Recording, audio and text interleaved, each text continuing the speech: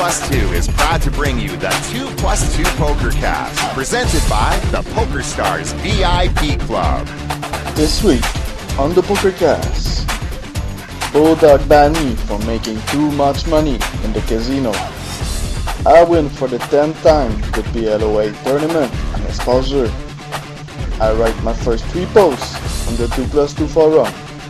And Ross accept my friend request on Facebook. And here they are, our hosts, Adam Schwartz, Terran Chan, and Ross Henry. Welcome everybody to the 2+2 Pokercast, presented by the PokerStars VIP Club. I am your host, Dave Schwartz, coming at you a day late, and here in studio with Mr. Roscoe P. Coltrane. Hi. Ross Henry. And from Hong Kong, Mr. Terrence Chan. Terrence, back in Hong Kong. Back in Hong Kong, land of the stable internet and much cooler temperatures and all of that. Are we only a day late? I don't even know, because are we technically like a day late when we don't actually have a day that this is supposed to come out? Like, was there a day? Is there a day that's early? Is there a day that's late? I don't even know. We just kind of like we just throw one out here like every so often, and sometimes it falls in the middle of the week, and sometimes it falls at the end of the week. Yeah. This time it's falling at the end of the week. Pork chop, as Jason Somerville would say. When are you guys ready to go? We'll do it this day. Oh, no, can't do it that day. It's usually me with all the hockey stuff going on. But there's either hockey or fighting, which right. most listeners will be surprised to hear are actually two different things. They can be similar, though. The intro was sent in by a listener. Maxime sent that in. Thanks to him. I thought it was funny. Obviously, English is second language. But this week on the PokerCast, he was very focused on what happened to him. Obviously, you're so hard. You're so rough on the guy after he sends in this nice intro. You're like, obviously. Where's Maxime from? Do we know that? Definitely from Quebec. But I was saying, he's focused on what he did this week. Not what happened in the poker world. But anyway, got a kick out of it. Thanks so much for sending that in. Anybody else out there wants to record up an intro? I'll give you guys a little insight here. What happens each week after the show's recorded? Terrence is usually running off to the gym or something, so Ross and I are sitting here trying to figure out what we're going to do for an intro. Adam threatens to quit the show. I can't stand it every week because there's so much pressure to come up. This might be the reason. This might be the reason I stopped. Right? Because we spend 4 hours doing this thing. Like, we're exhausted by the end of it. It's like, oh, now we have to think of something clever to say. Yeah, that's the problem. And it's usually like we never do it in advance. Like, we always just can't think of, oh shit, we didn't do an intro. We're a prisoner of the intro, is what we are.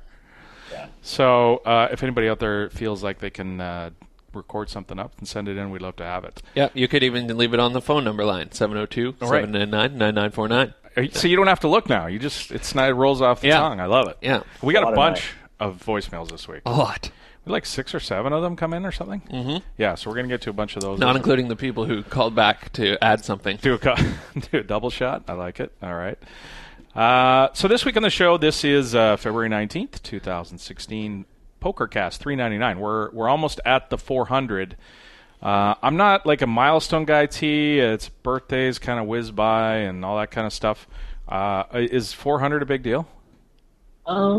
It's kind of a big deal. It's certainly no 500. I feel like 500 should probably be something special.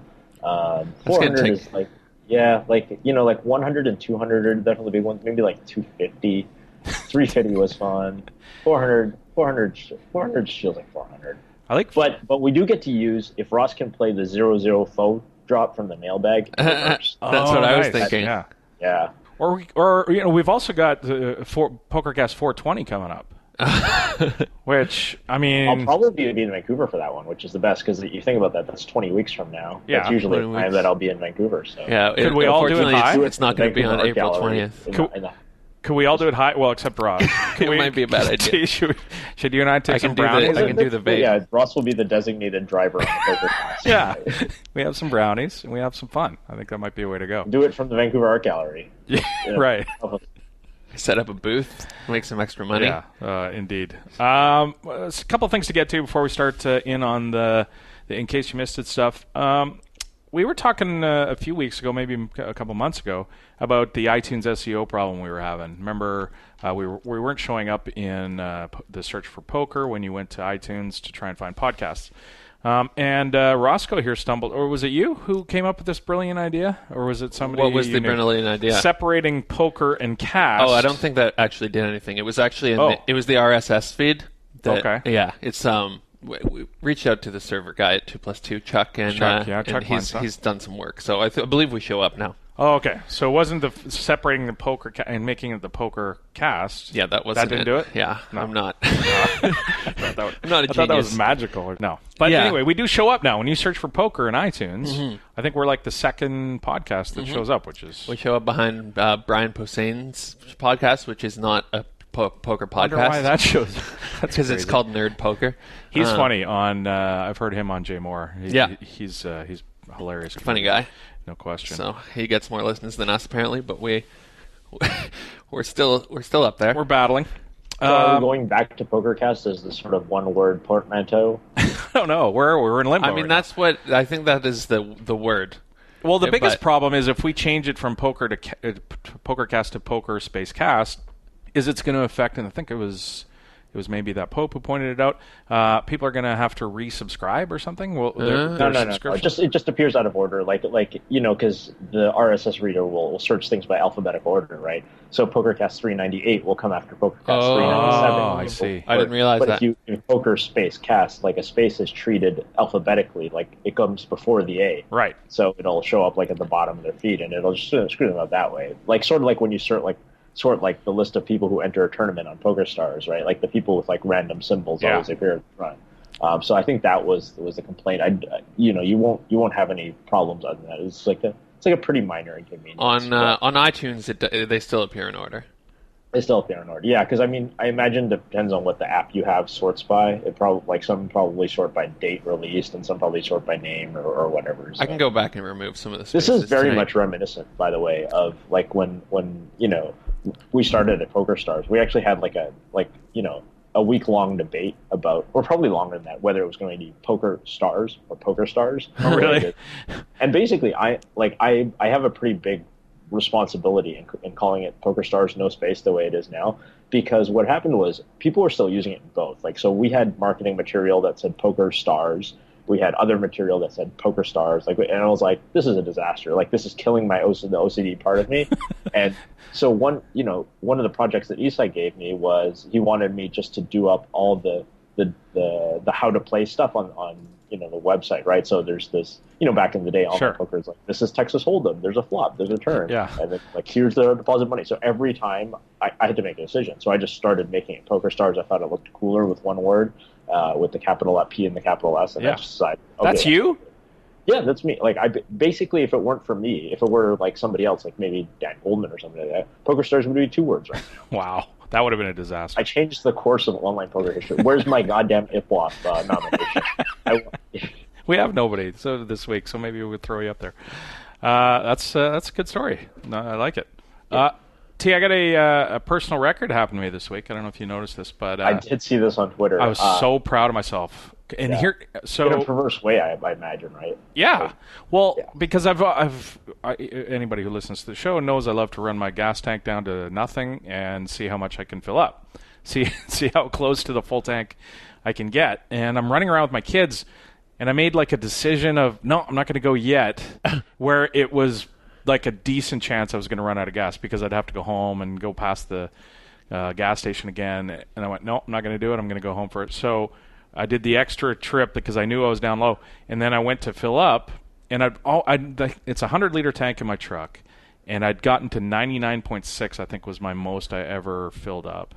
And I got to the gas station, and you think that's like the nuts? Like, you're never going to get close to beat that 99.6 in 100, right? Like, you're never going to go below 400 milliliters. That's like a cup and a half. Right. That's like a Starbucks like cup of gas. Right. And I got 101 and a half liters in a 100-liter tank. Oh my! Obviously, when they tell you it's a 100-liter tank, it's actually Not slightly bigger. actually 100-liter tank, yeah. So and It's like a safety You just thing. like kind of rolled into the gas station. so you know how hockey players, when they score nice goals, they're doing cellies. It's called celly, the celebration. You know, they'll drag their glove on the ground. Fist pump. Instantly, my kids are in the truck, and I just did a full celly. Like, I was just so proud. And my Nice kids are like, execution. You're doing terrific. they're like, "What's wrong with you?" And I'm like, "Oh, you guys have no idea." So, anyway, yeah, I was pretty proud. If of your myself. wife was in the car, I wonder, like... Shake Well, I her guess head. if your wife was in the car on any of these trips, there's no way you would have ever gotten there. Oh, because God, she would have no. told you to pull over a long time ago. She would have made 'Cause my I- life so miserable for the last 50 kilometers that I would have had to gone in and bailed. Yeah. I've done that too. Like, I think I had 60 liters when I had a Boxster, and I think I put in like 60 point something, and I remember being... But what actually happens is that, like, gas tanks... I know this because I used to work in a gas station, so this is the part of the show where I just talk about jobs that I did 15 years ago. Nice. You worked in a gas station? Yeah, I worked at a gas station before I worked for Stars. Well, I mean, a couple of years before I worked for Stars. Was this while we were playing limit poker at the? Probably was. at the Holiday Inn? That's why the money meant a lot to me at the time. So you were like a nighttime guy? You were doing the graveyard? I'm dying to know about this job now. I did daytime shit. Like basically, I did mostly weekends and summers, right? Because obviously, like, I'm in high school at this point. Oh, okay. So most like high school, first year of university, or like I would have universities where I just have like one day off. So yeah, I pumped gas, and I mostly did the cashier more than the pumping gas because like I'm good at math, and most people aren't, and so like I'm really fast with computer terminals, right? Like when we converted from the old school cash register to like the new school POS system where you yeah. scan things and like you touch screens and stuff like You're that. on Like top of it. I was on that shit obviously because I was like 10 years younger than everybody else who worked there. But anyway, yeah, like when you pump gas, what happens is the gas is a liquid, but it has like there's pressure sensors within the gas station that won't allow you to fill up the gas tank all the way. Like most of the time, like you'll notice that most of the time when you put, especially Americans who've got that automatic thing where the little stick holds the thing open, Yep. it will actually click off like long before, and people so that you don't like the tank doesn't just flow over. But even in Canada, if you're doing it by hand, like you won't just like start gushing like liquid gasoline out of the gas tank, and that's because there's like a pressure safety valve that stops it when it gets like 98% full or whatever it is. You can sort of hack this if you want. It's a dumb idea, but like if you don't put the nozzle all the way into your gas tank, Exactly. There's less pressure, then you put even more gas in there, and then you do run the risk of it rolling out. So probably when it says like a 100-liter tank, that's taking into account like the safety mechanism. Yeah. But if you're Adam Schwartz and you love to live on the edge when it comes to gas tanks, you can put in and that's what she said, just the tip of the dispenser, and then you can fill up even more than your car's actually designed to handle. But it's a bad idea. Don't do this. No, I don't don't do want to that. be responsible for Pokercast anti-karma of like cars blowing up. No. Be a scene out of like Zoolander. I'd like to do an entire podcast on things that happened to you when you were a gas tank cashier. Oh man, so I was we were in a bad part of town. Where were you? So you'll know it was like Powell Street in Victoria. Oh, yeah, that's not good. It is a bad part of town. Like I never had to clean up blood off the walls myself, but I was definitely there when blood had to be cleaned up off the walls in the bathroom. So yeah, we had like a pretty wide assortment of weapons behind the count. Like serious? There was like the 2x4. There was like like a small metal pipe. Like we never got robbed actually, but the subway that was like 100 feet away from us constantly got robbed. Like it got robbed like 6 times in like the year that I worked there. Wait, it got robbed 6 times and you never got robbed. You want to know why? Yeah, clearly there's a reason. The subway is staffed by one person. The gas station is staffed by 2 people. So you got the cashier and the guy who pumps gas, right? So it's logistically much more of a pain in the ass to rob a place that has 2 people. But the subway, like the same guy who makes your sandwich is the guy that takes your money. So they got robbed constantly. And obviously there's a McDonald's next to the subway. But McDonald's, obviously every McDonald's has like a bunch of employees. So yeah, like us in the McDonald's were never robbed, and the subway was robbed all the time. So wow, yeah. Sounds cool. That's it. And then, of course, you've got like the hookers stumbling in and the drug addicts and, shooting up in the bathroom and stuff like that. And then you've got like the creepy dude who just sits there and peruses girly magazines. Oh, like 20 minutes at a time, right? Yikes! You got to kick them out.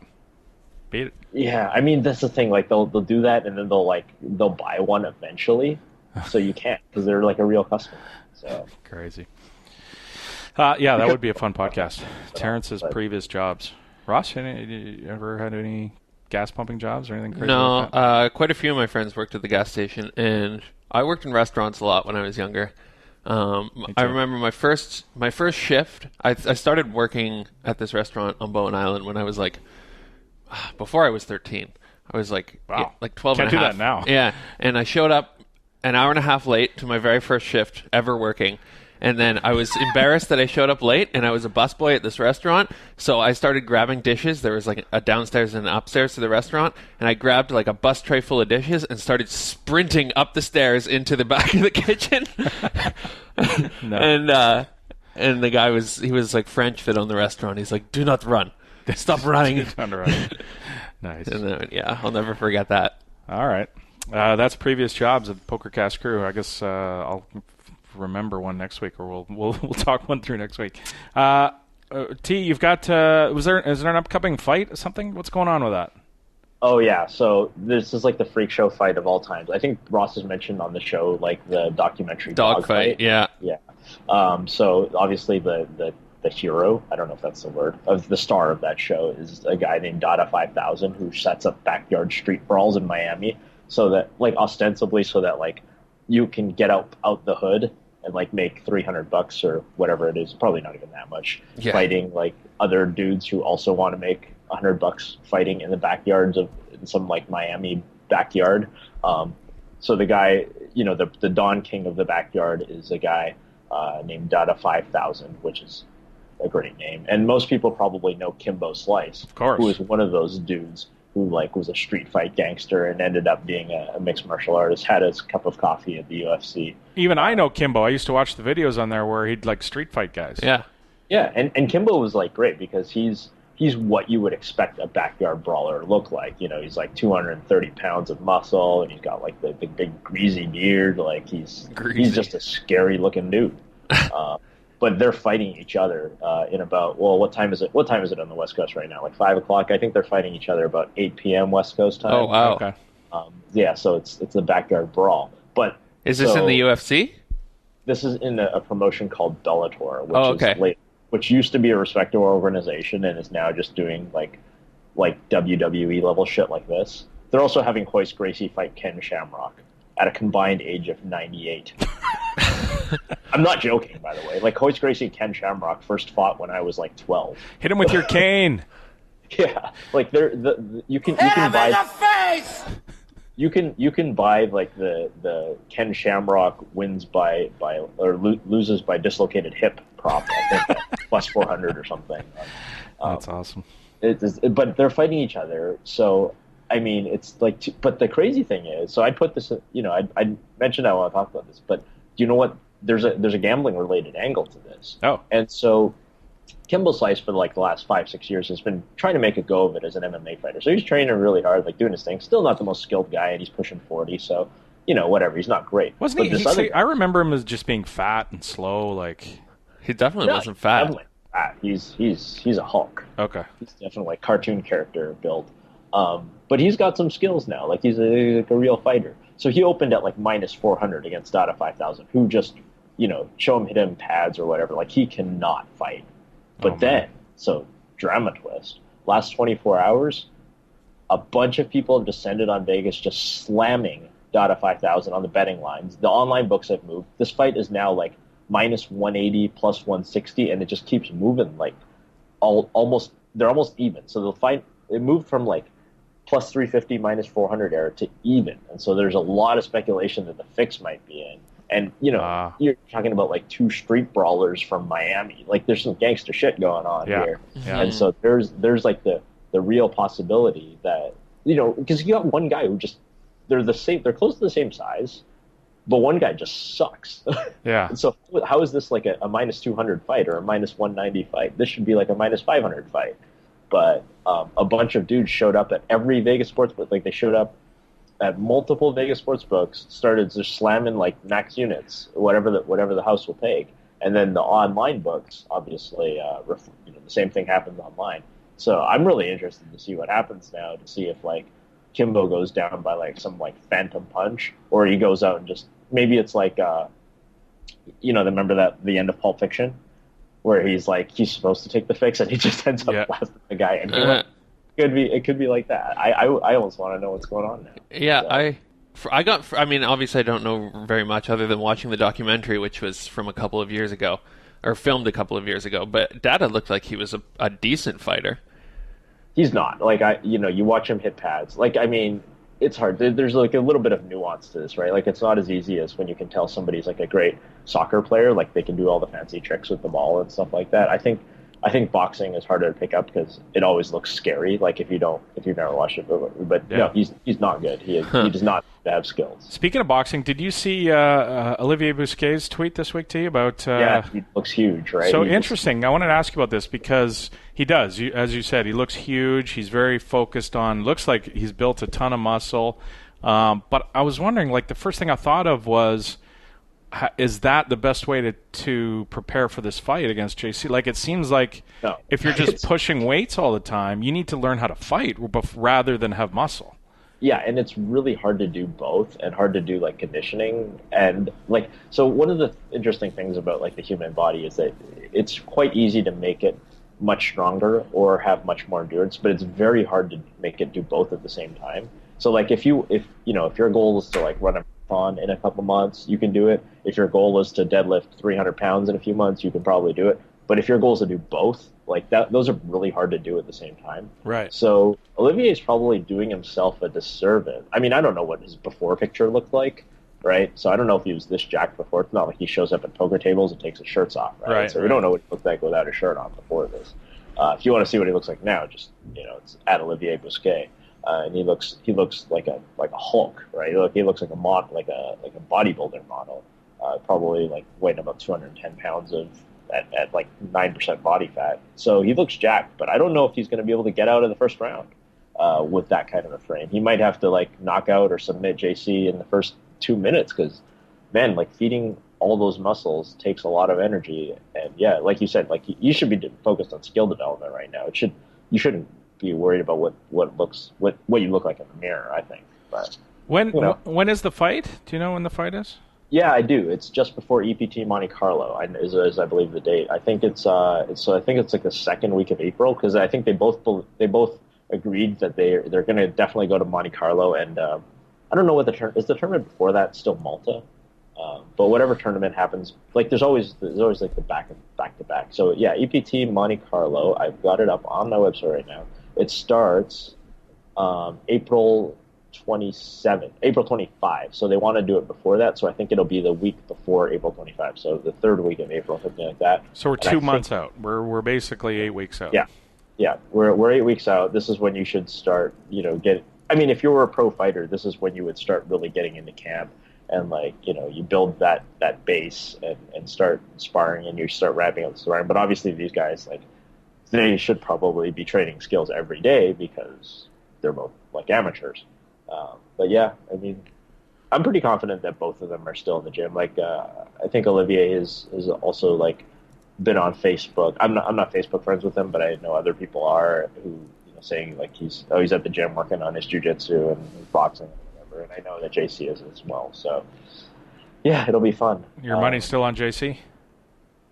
Yeah, I think so. I mean, I still think that he's. You have to lay odds, I think, to get better. Yeah, so I think those odds are. I think those odds are reasonable. But I think, I mean, I think the extra kind of year and a half or whatever he has of skill still makes up for the size difference. How did he miss the open goal? 6x4, and he comes up 0. Oh no! Oh yes, he missed it. He's missed it. How on earth did he miss that? In case you missed it, the Global Poker League player contract came under criticism this week. Tristan Wade live tweeted his concerns over the contract that was put forward to those players who opted in to be selected of the top 1,000 GPI players I think a couple of hundred of them ended up opting in, and the contract was sent out and scrutinized by Tristan Wade. It's a 22-page, 2-year contract that a player signs if he does become part of the GPL. Some of the things that are in this contract are players are not allowed to promote your own brands at any GPL event, not allowed to participate, sponsor, promote any GPL competitor, which is interesting. Participate is sort of the word that I had a problem with there, T. Before we move on further, when you talk about a GPL competitor, like is the World Series of Poker a competitor, and the word participate sort of bothered me. Yeah, I mean, Alex Dreyfus is kind of on. I think he was interviewed on the Calvin Eyre website and said that there's no intent to sort of say that, people can't play in the WSOP or anything like that.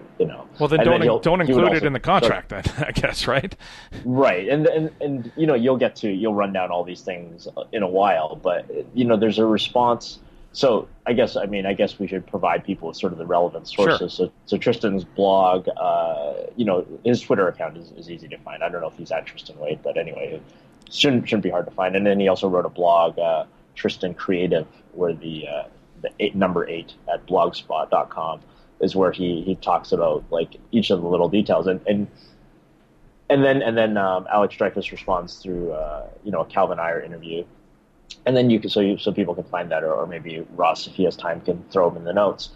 But the main thing is that there seems to be a lot of language that Alex says, we're not really going to make you do X, or it's in the contract, but they're not going to do that. Like, or you mentioned, the first thing you already mentioned was you're not allowed to promote your own brands in the GPL, but like Alex says, we had a guy and he's got a watch deal. But he's going to be allowed to wear the watch because, the watch isn't part of the uniform, it's not right. like there or whatever. Like, so there seems to be like this sort of thing where, we put all this stuff in the contract, but no, take our word for it. We're not really going to enforce that. And then it's like you said, well, don't put things in the contract that you don't intend to enforce. Otherwise, don't be surprised when people start tearing you apart about it. Yeah. So the stipulated wage for players is $100 an hour. Which sounds awesome. Like, give me $100 an hour to play poker. Yeah, I'll do that all day long. Well, yeah, and again, Alex has been on our show talking about it. It's part of buying into. Nobody's going to make a fortune, clearly we're trying not to lose a fortune, or Alex is trying not to lose a fortune in the first couple of years. But $100 an hour, I think there was estimated that there's going to be 30 to 60 hours per season or year for the player. So between $3,000 and $6,000. I mean, not insignificant amount of money, but not a ton of money either for the players. Not a wage, not a salary. Not a salary. There's no money, but there's no buy-in or anything like that. So this is the extent of the players' compensation. And if they quit, so remember, this is a 2-year contract. If the player quits or is disillusioned or has a problem with something and doesn't like the way that's going, or some facet of, who knows, we can't see into the future. After the first year, the player says, I don't want to continue doing this. They have to return all the money they received for that first year to the GPL. That's, to me, the most insane part of it, right? Like, in what other way does this work? Like, if you go to McDonald's or something like that, and you show up for your first week of work, and you decide, man, I'm really sick of burning my hands on the, flipping burgers. Like, they don't take your money back. Like, this is insane. You just get that, and then, you probably won't get hired at a McDonald's again because you're a flake. Like, in what world do you... Yeah, I totally agree. I think return the money. I think what Alex's concern is, and this is I feel like he went about the wrong way to address it, but I feel like his concern is when he spends all the money to build a brand like the Global Poker League, he has these players, and I'm sure there's going to be branding for each of the teams surrounding the players in the San Francisco team or the LA team or whatever. And then when that player walks away, they've got to start anew, and they've spent money trying to brand that team and that player. So they're trying to stop people. But that's why they're branding the team and not the player. And this gets into another issue that people have raised about whether you're helping promote yourself through being part of the GPL, right? Like, I mean, if we see this in professional sports all the time, and this is supposed to be the model, right? Like, what the NBA doesn't take LeBron James money back because, they spent him building it with the Cavaliers and everybody recognizes the LeBron James Cavalier. If he's going to go play for the Heat, all of a sudden, like, oh man, the Cavaliers, like, this looks so bad for the NBA because LeBron James in a Cavaliers uniform is what you're used to. No, it's ridiculous. Yeah. Like, they don't just be like, oh yeah, sorry, LeBron, like that $20 million or whatever we pay you a year, like, we're going to take that back now because, no. That's insane. Like, or even if LeBron James decided to quit basketball after the first 5 years, it would suck because then people would be deprived of seeing him do awesome things. But like, no, it was not going to say like, oh yeah, all those houses you bought with all that money, those are ours. Those are ours now. Yeah. Well, I mean, I think the NBA is probably more player specific rather than the team. You know what I mean? Like, I think that the jersey sales, the star players that they have, they build the branding around the star players, whereas it doesn't seem like, we don't know because we haven't seen the GPL but if the GPL is just going to brand the team, then it'll be a little bit different. But it seems like they should brand the players, just like you say. I mean that's you look at models that work, and they are branding the participants, right? Well, it's a mixture of both, right? So I mean, you and I are Vancouver Canucks fans. We care about the Vancouver Canucks, so like we cared about the Vancouver Canucks 15 years ago, even though there's no. And we care about the Vancouver Canucks now. We'll cheer for both of those teams, even though there's not a single human being in a uniform that played on the team 15 years ago that still plays on the team now, right? So, I mean, the team strength still gets through. But on the other hand, there's individual players we think are great, like Henrik Sedin. Yeah, he's awesome. We like him. We'll go buy his jersey. But eventually, Henrik Sedin's going to retire, and we're going to have to find somebody else that we really like 10 years from now who we also wears him. So I think there's an aspect of both, right? When you talk about these things, it's not just the team, it's not just the player. Both of these things are necessary. Like, I get that the GPL isn't an established brand yet, and the New York Rounders or the Los Angeles Sunset isn't really like a thing that anybody cares about yet. But that's sort of their job to make it do that. About. And then the job of those teams and those managers is to create an exciting roster of players that the fans care about.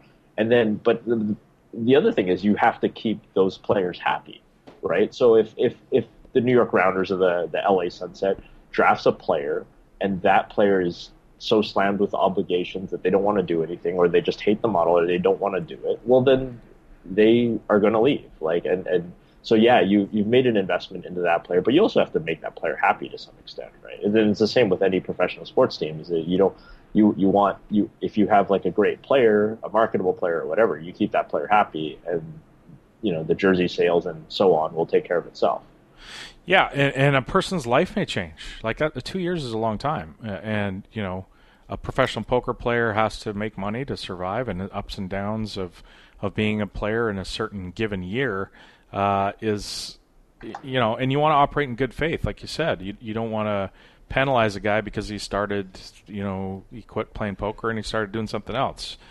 I'm not saying that's likely to happen, but could happen. I mean, there's all kinds of contingencies. And you're talking about, like you said, like $3,000 to $6,000 a year. It's not a living wage. I mean, these guys are still going to have to go out and grind online poker and grind the tournament circuit or grind the cash game or do whatever thing it is to do. The thing that keeps you on a team is most likely actually going to be like loyalty to your manager.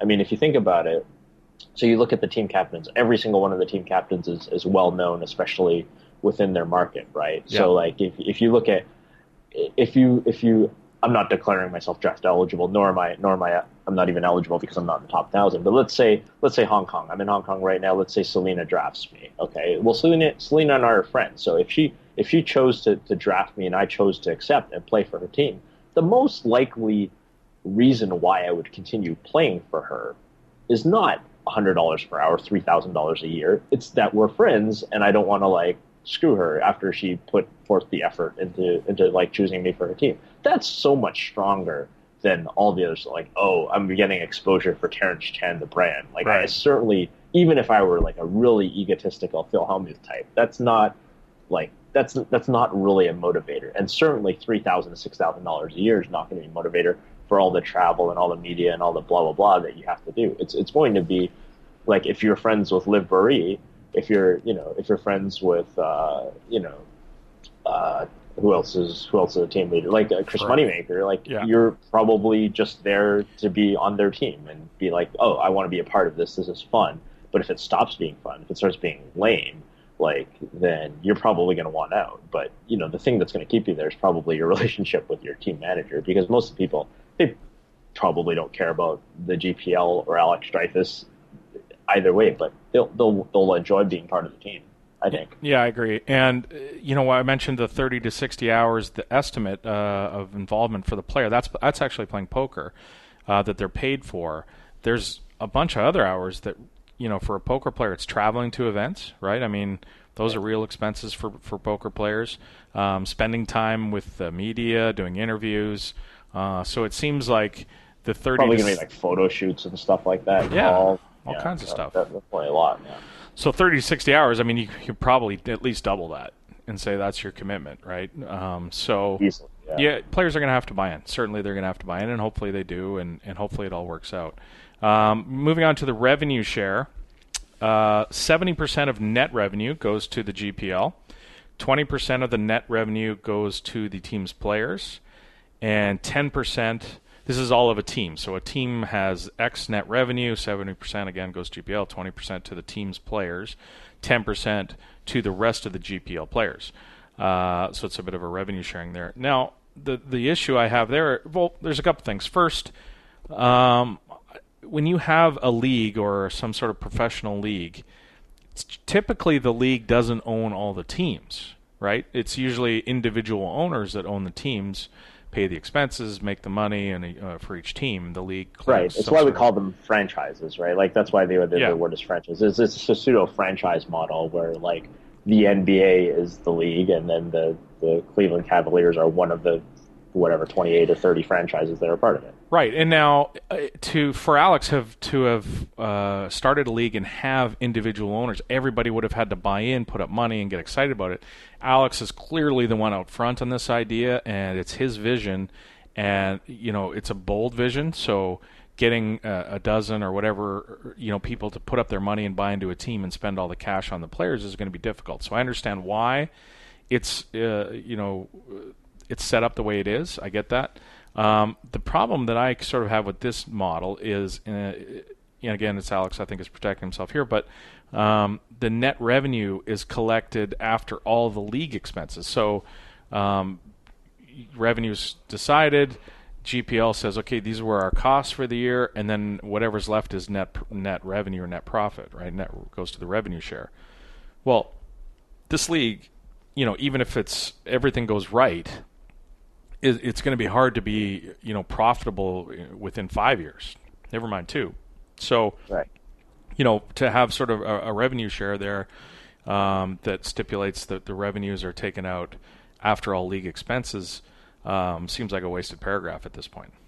Yeah, it seems like you're basically getting X% of zero. Right, yeah. And Alex, I think in fairness, Alex will be the first one to say this, because he's saying, I've got the Calvin Iyer interview. He said, like, I've read tweets where people have said it's not acceptable that the GPL is going to make all the money through sponsorship and revenue.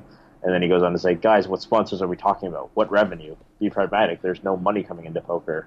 We're building something that might attract money. So, I mean, in this sort of defense, he's got this sort of long-term vision about it. But yeah, it doesn't really matter. We're talking about, especially when we're talking about a 2-year contract, it's like, it doesn't matter. We can make up numbers. It's X% of zero at this point. For now, yeah, and that's fine. Yeah. I mean, Alex is spending a lot of money. I get that. And look, we all hope he's successful. I think, within the framework of acting in good faith, I hope that he does really well, and the league takes off, and it's something interesting for people to watch and take part in. And but there's one thing, and I think some of the stuff with Alex gets again, we're talking about somebody it's English as a second language, so he'll say stuff and it'll come off the wrong way because he doesn't intend. Like you're nobody. Yeah, and even that one, like you can. That's the one I'm thinking of when I said this, or when I wrote. So tell people about this. Like, so Paul Orstein, who's been in the poker media for quite a while. I don't know exactly how long, but is he Poker News now? I'm not sure exactly, or Bluff, or I guess he was Bluff at some point. Anyway, been a writer for a long time. He's been in poker media for a long time, and so he has some criticisms. He kind of teamed up with Tristan, I think, on a lot of this this reading of the contract and criticizing on top of that. And Alex Dreyfus just calls him a nobody on Twitter. Literally says, "Who are you? You're a nobody." Kind of. I think that's not exactly how he said it, but yeah, he did say you're nobody. I think he was upset. Also, I think he's French. I mean, French people are blunt. Let's face it. Not that Paul deserves to be called that, because he doesn't. But the other thing that Alex says a lot that I have an issue with is, I'm doing this all for the good of the game, and he said this a few times. And I understand that he, if what he does succeeds, it's good for the game. But he's doing it to make money. I mean, he's doing it to create something and accomplish something and make money with it. We're not dumb. We know why he's doing it, and it's fine. It's okay to make this to make money. Right. And to repeatedly say, look, I'm doing this all for the good of the game, sort of rubs me the wrong way. But again, I think this might be an English as a second language thing. Just doesn't maybe understand what he's trying to put through. Maybe I'm trying to find the original tweet, and I'm having trouble with it because he's probably deleted. I think he deleted it, but I don't think it was quite as hard. Who are you? You're a nobody. I don't think it was who are you? You're a nobody. But anyway, it was harsh for sure, no question. I just don't. I feel like I should have paid more attention in French when I was in there. Maybe I would have a better understanding. And I think all three of us are pretty bad in the Francais, but. I kind of feel like when you call somebody a nobody, it's hard to write that off as just a. No, I don't think it's only that. I just think it's part of. Yeah. He doesn't quite understand. I think he's meaning to be harsh, but I don't think he's understanding how harsh he is.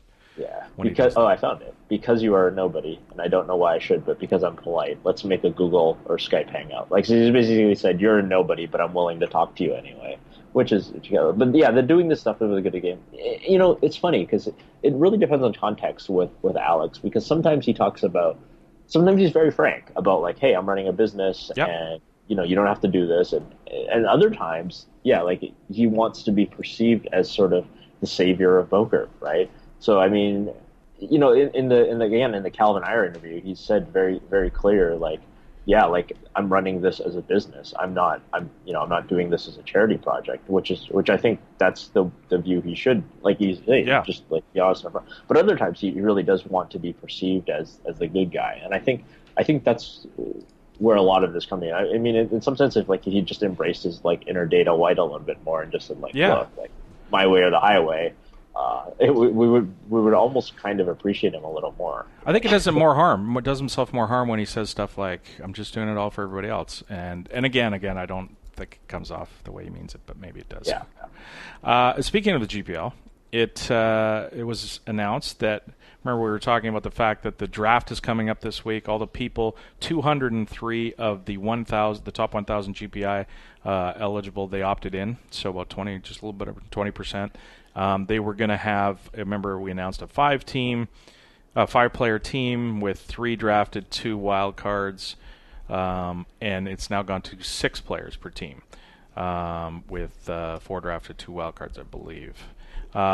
But, I mentioned 203 of the top 1,000 are eligible.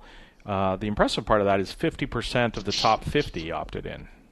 Yeah, that's kind of the opposite distribution that you would expect. Right? That's exactly what I was going to say. You would expect the guys who are sort of on the margin to be yeah, that sounds good, $100 an hour, get my name out there. And then you expect the guys at the top to be oh, fuck this, I'd rather go swim in my vat of money like Scrooge McDuck. Right. I don't have time for this. How many of the top 50 have a vat of money like Scrooge McDuck? I think one. Yeah, maybe. The line might be 1.5. Yeah. But anyway, you get what I'm saying. Yeah, no, I do. The $100 an hour is not going to excite them, and not only that, they're probably the ones who don't need to build their brand as much because the guys in the top 50, everybody kind of knows who they are for the most part, or at least they're a little bit well known. So I wonder if there's sort of an ego selection thing going on here, where if you're in the top 50 of the GPL, it means you play a ton of tournaments. It obviously means you've been very successful, and you're also probably quite good at poker. But you go and maybe part of the rush for these people is just the exposure and getting in there and being recognized by their peers as the best in the world, and that's why they grind so hard. I think there is a lot of competitive aspect. Anytime you're talking about like the top 50 of people in the world, there's definitely a competitive aspect to it, because I don't think that most, even if they're not swimming in money, probably a lot of these guys don't necessarily need the money. Like, they could probably just cash out and be okay and play smaller stakes and grind it out and be fine.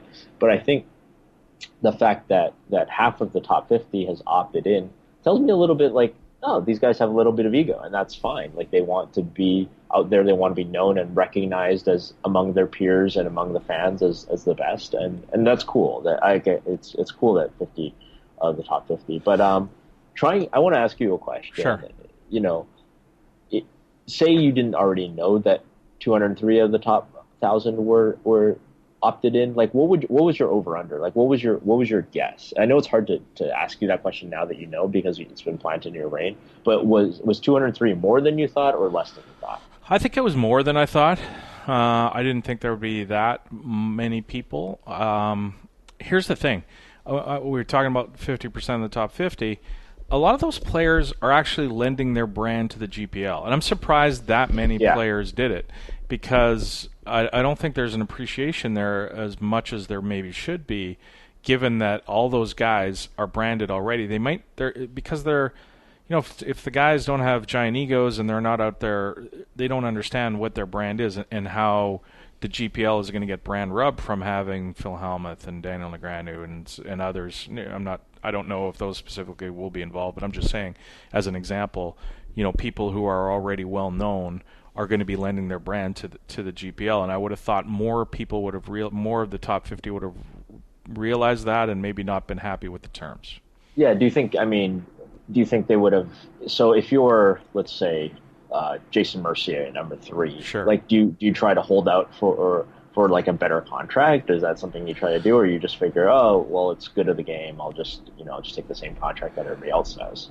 Yeah, that's a tough call. I don't have enough info as to what Jason's time's worth, like, and what his, specifically if we're talking about Jason, what his goals are for his, poker celebrity, so to speak, and how important that is to him. But clearly, when he's playing for giant sums of money, both in cash games and Chinese poker and MTTs and stuff, this is going out of his way to promote the GPL. Like, for him to do it, he's taking an active role in the future of poker, so he can reap the benefits 10 years down the road. And I don't know that a lot of people are, that self-aware to do that. See, because the thing is, to me, that if you're a Jason Mercier or somebody like that, you don't have to declare yourself draft eligible. You don't have to join in right now when the GPL is sort of in its infancy. You're almost sort of doing it like as you just pointed out, sort of as an investment, and be like, I'll be a part of this and I'll help it grow. Because the fact is, if you're Jason Mercier 5 years from now and you're still crushing, you're going to get picked by a team. Like, but by you standing on the sidelines, there's less of a chance of it being around 5 years from now, right? So him jumping in means that there's a better chance that 5 years down the road he's going to have an opportunity to sign that contract. Exactly. So I mean, maybe like I postulated, maybe it's an ego thing that half of the top 50 are in, or maybe it's just like a self-interested thing, like you say, and then they realize, oh, this is actually a shot for us. Maybe they sort of had a conversation amongst each other and said, okay, let's go ahead and do this. The other question, of course, that Tristan Wade, would like to ask is, how many of these people read it? Like, how many people of these people read the contract? I mean, most poker players are pretty goddamn lazy when it comes to things of this nature. Probably very few of them read the contract. But so then there's this sort of ongoing debate that's been occurring about what, a lot of people, on Tristan's side would say, oh, these people haven't even bothered to read it. You guys are getting scammed. You're going to end up making like $10 an hour out of this, not $100 an hour out of this. Plus you have to do all this like social media on their behalf and all blah, blah, blah. You guys are getting hosed and you don't even know it. And then other people are saying, like, look, don't insult our intelligence. Just because we don't agree with you doesn't mean we're ignorant idiots and we haven't read it. We just like this and we want to be a part of it. So that's an interesting part of it too, right? Like, it's not just because the contract on its surface looks pretty bad, and I think it's hard to argue that it doesn't look bad for the average poker player, considering all the things that you have to do for the GPL, doesn't mean that they're not going into it necessarily with their eyes open. Yeah, no, I agree. Moving on. For me, I would have guessed more, by the way. I would have guessed more than 203. I kind of thought that 203 was like a pretty low number, like only 20% of the top 1,000. And, I wonder, do you think all the top 1,000 are aware? I feel like at least 80% of the top 1,000 are aware that there's a thing that's called the GPL and that they're eligible of it. So, I mean, that's still 600 people who made a conscious decision not to opt in. Well, I think if you're like 893 and you're a guy that we don't know, nobody knows, and doesn't know isn't in the friend circle of anybody that's managing a team, why would you bother opting in when you know you're not going to get picked? I guess is probably so. When we were saying it's surprising that it was most of the top 50 or close to half, and very little of the rest. I think maybe that plays into it where people just go, you know what, why bother? There's I wonder no chance. how many people in the top 1,000 are guys with day jobs too. Yeah, I mean, presumably not a lot because you got to play a bunch of tournaments. I mean, I guess top 1,000, yeah, is probably. You don't really. You just have. You got to run good in like 2 or 3 of them. Yeah. Yeah, I mean, I'm looking at 600 through 900 right now. I mean, it doesn't. Daniel Idema doesn't play like all the time. Like he doesn't play constantly, and but Steve Brecker certainly doesn't play all the time. Like enjoys to play, but certainly there's certainly definitely some people in here with day jobs. I mean, that are in that sort of 600 to 900 ranking for sure. In case you missed it, Mustafa Kanat took down the EPT Dublin High Roller. This was the largest ever buy-in on Irish soil, 27,500 euros, 70 entries. Jumped in. I'm not sure how many were multiple entries, but that did say 70 entries. Mustafa takes down 500,000 euros for taking it for winning the tournament. I wanted to talk about one of the hands that was pretty fascinating to watch. Again, it's on PokerStars, or it was on Twitch. I saw it on Twitch TV, the PokerStars channel on Twitch, but I'm sure it's on PokerStars TV as well. But this was a really interesting hand. They were down to 4 players. And Mustafa had the large stack. I think he had about 75 big blinds. Anton Bertelsen was there was 2 middle stacks of about 45 blinds, and then 1 short stack of about 11 blinds, 4-handed. The blinds were 50, 100,000, and Bertelsen opened on the button with queens with a min raise to 200. Mustafa was in the small blind trying to put some ICM pressure on him. He 3-bet. With the queen 9 of diamonds to 530, from 200 to 530. Bertelsen then raises to 1,200 or 1.2 million, and Mustafa calls.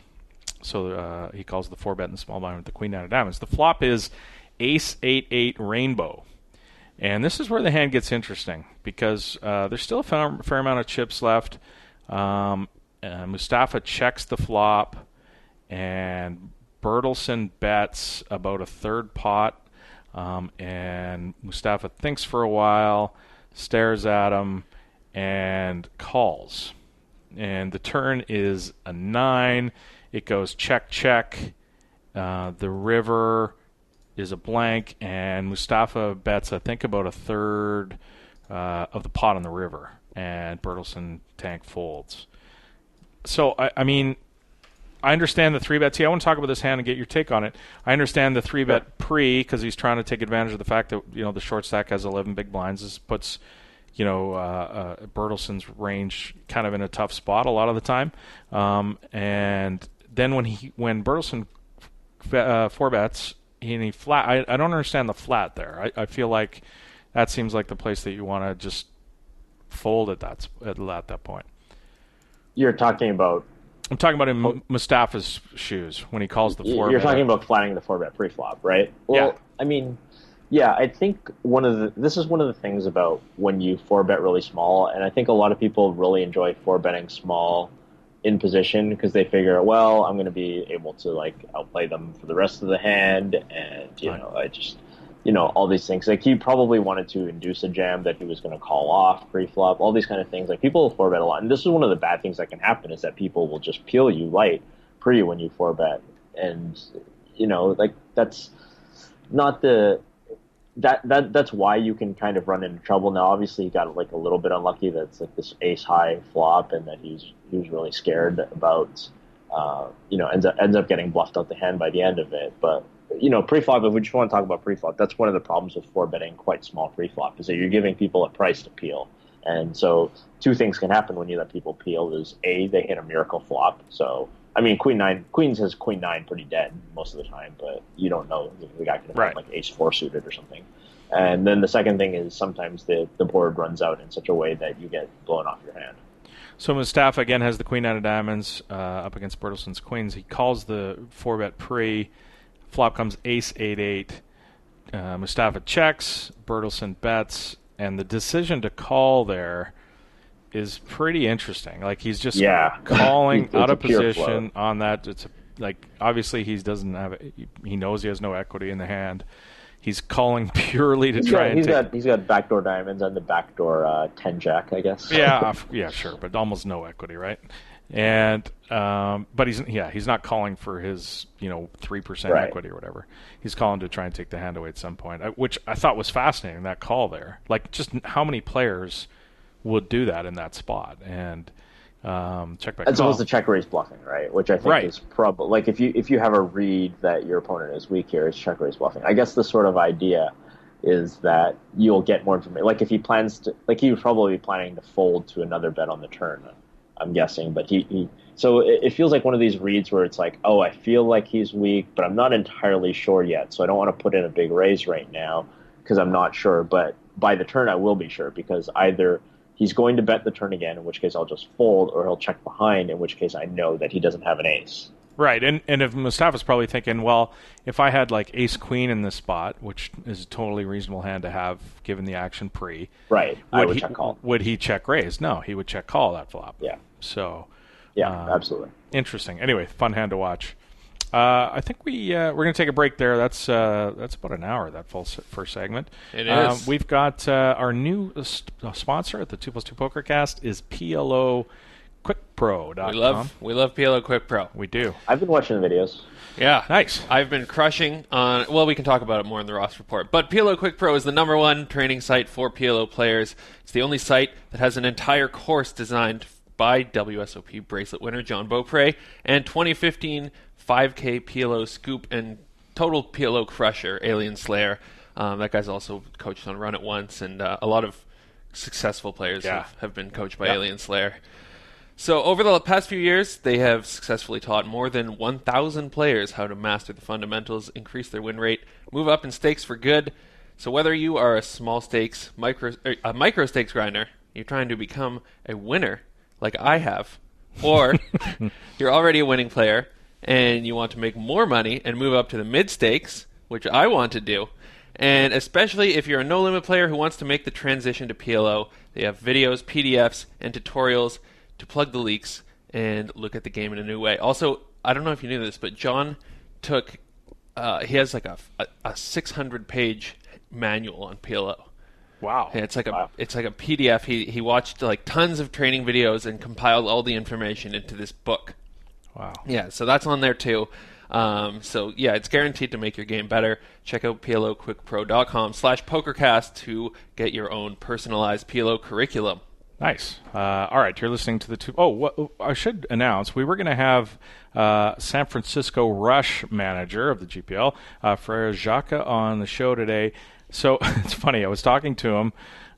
He's in Fiji on this sort of small island and living the life of luxury they're all small that he islands does. in Fiji, aren't they? Yeah, and well, they're smaller and smaller every day with what's going on with the global weather stuff. But anyways, he was. I talked to him yesterday. He wanted to check and make sure that the Skype, the connection was good, and his voice would sound fine. Talked to him for a couple of minutes.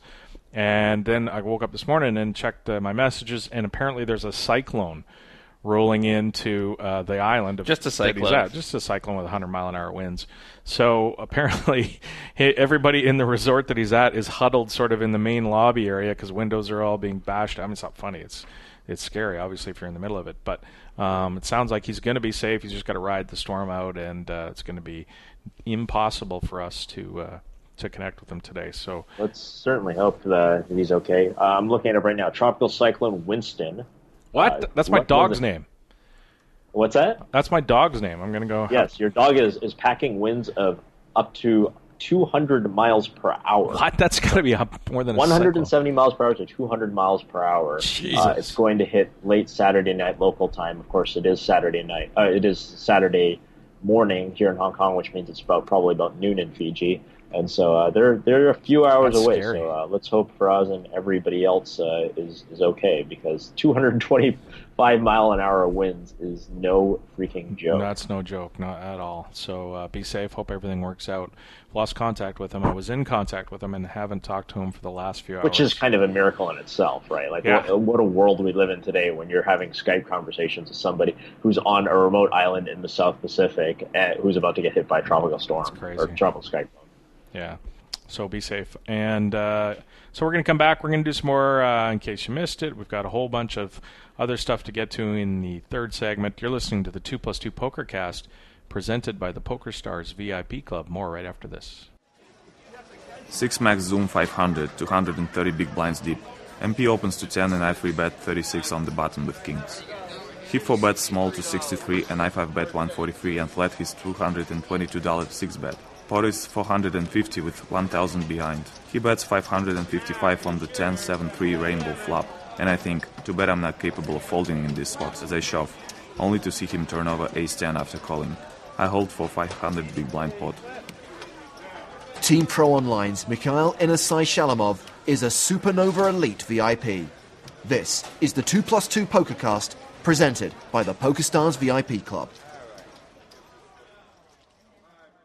Hey, it's Mike from the 2+2 store and ProfessionalPoker.com. 2+2 is pleased to announce the release of their most anticipated book in ages, Applications of No Limit Holdem, a guide to understanding theoretical sound poker by Matthew Jonda. This book will give you the ability to create the bet sizings and ranges which will beat the better players. The theory in this book is not designed to be complex or abstract, but rather it's intended to be applied immediately, producing better overall results. Many confusing concepts, such as overbetting, balancing multiple bet sizing ranges, donk betting, and check raising as a preflop raiser, are crucial to a player's strategy, despite few players implementing them or talking about them. And after reading this book, you should be able to not only conceptually understand these ideas, but also know how to begin incorporating them into your game, and thereby successfully compete against tough opponents. And at the 2+2 store, we accept all credit cards, plus PayPal and NetTeller. Hey, poker fans, don't forget about the 2plus2.com digital magazine. Each month, a wide array of poker professionals and media write fascinating articles about the game you love. Want to learn about big blind versus small blind hand ranges? How about optimal Jeopardy daily double strategy? Topics like those and many others are covered every month. Head on over to 2plus2.com to see what the magazine has to offer this month. Okay, people, most of the kittens have perished. There are a few left you can save, though, and here's how to do it. Get involved with the Pokercast by emailing your questions, suggestions for the show, or even record a sound clip. Adam will be using the best ones on the air. Well, let's face it, probably the worst ones as well. I can see you there at your computer. Send an email right now. Totally disagree with one of Adam's takes last week? Send an email. Love last week's interview? Email. Want to know how much cash Adam has on him right now? Email. Pokercast at 2plus2.com is the address. Ship the funny to Adam today.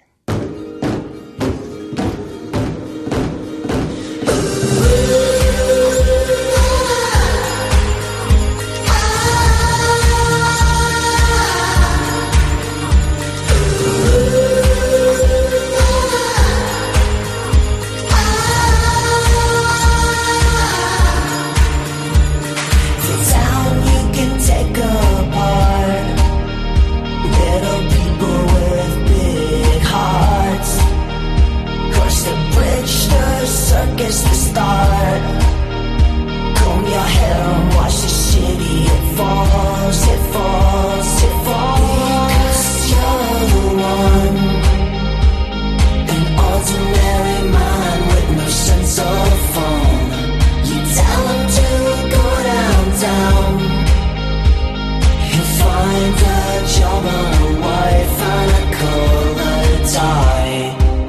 Welcome back to the 2+2 Pokercast, presented by the PokerStars VIP Club. Again, we're supposed to have Faraz Ashaka on today, and that's not going to work out. So we're just going to keep diving into some more in case you missed it stuff. One thing I wanted to mention last week, the big point of contention was the voice. The voice? The voice modulator. Yeah, some people were not happy, and then some people were like, I got used to it. Yeah. Yeah, there was no resounding I loved it, but no. Yeah, I mean, basically what happened there is he recorded with a voice modulator on his end, so instead of me doing it, he sent me the file, and he's like, here, you should use this. I did not know that. I thought that was all you. I thought that was you. Yeah, so he actually made that effect and said that he wanted me to use it, so I ended up putting it in there. And I mean, I listened to the whole thing, and I could understand what he was saying, but I do understand what people were saying. Frustrated. I was thinking that it was going to be like those witness protection program voices, where it sounds like kind of robotic, or you know what I'm talking about. Sure. Like anytime you try to disguise somebody's voice on TV, it has that very distinct sound to it. But he didn't sound like that at all. Yeah, there was definitely no way that you could unscramble that voice. No. Yeah. No, you weren't going to do that. But, we tried stuff, and we wanted to bring that story. We thought it was a good story that people would be interested in, and the only way... most importantly, we wanted to protect his privacy, right? I exchanged a lot of messages with the person long before we got this interview, and we wanted to make sure that he was very much comfortable talking about it, because I mean, there's certain, he has his own personal reasons for for wanting to be can maintain anonymous. So that's the level, we had to get to his level of comfort before we could have the interview at all. Indeed. All right, so let's move on to some stuff. In case you missed it, there's an article about the new PokerStars head-up game. There's a new format called Duel that Alex Weldon wrote, and I thought it was interesting. Over at parttimepoker.com they write some good stuff over there, and I wanted to talk about this. So we've mentioned that PokerStars got rid of heads-up games. This was a point of contention for the management over at Stars, saying they wanted to get rid of the predatory behavior. This is the way they presented it, and so a lot of people were upset about it. It turns out there was more to this, and they were bringing this new format called Duel into PokerStars instead of leaving the heads-up market completely alone and saying, there's no more heads-up. They bring in this new format. It's a lot different. It starts to blur the lines between, poker and open-faced Chinese and different things, different games with different formats. We're going to talk more about that with Holdem X coming up as well. But so what the format of this game is, it's sort of both players don't need to be playing at the same time. Like if you're playing on the open-faced Chinese app against a friend, you can say you're playing 3 games against. Most people play more than one game when you're playing against somebody. If let's say you're playing 3 games, you make your move on all 3 games. Close the app, your friend moves 10 minutes from now, you come back. Sometimes it's in real time, but a lot of the times it's sort of back and forth. And, of course, with heads-up poker, you've always needed to be, playing at the same time. Everybody's sitting there, okay, I raise, you call, we fold, here we go. But this format of Duel kind of changes that, and it makes it more like how OFC works. The format, or how like any number of mobile games work, right? Like Words with Friends or chess or whatever it is people play online these days. Most of I would say most mobile games are of like the asynchronous variety now. I mean, my girlfriend plays like Clash of Clans, and then I know that she like spends all her time like doing her moves, and then she turns off the iPad, and then like later on the next day or the same day stuff comes up and she's got an alert. It's the notification based asynchronous form is like taking over mobile gaming. For the most part, people aren't playing against each other in real time. Most of the games that people play against each other, I think, in real time are like the Xbox and the PlayStation variety, right? Yeah. Can you get her to join my clan? Maybe. I don't know how it works. Like, she's in her own clan. Is there are there rules against that? You can bail on that clan and come join our clan. Oh, you can only be part of one clan at a time? I think so, yeah. Well, she's in there with like her niece and her nephew. So that's not happening. You're probably gonna have to make a really good offer. I'm in farm mode right now. I'm trying to build my walls. Okay, so anyways, so the cash game format is 20 hands. The play money format is 10 hands. I don't think cash money started yet, but this is sort of how it's mapped out. So instead of playing hand by hand, when let's say Terrence and I sat down, we're going to play heads up, no limit hold'em, which we wouldn't do because I would just destroy him every time.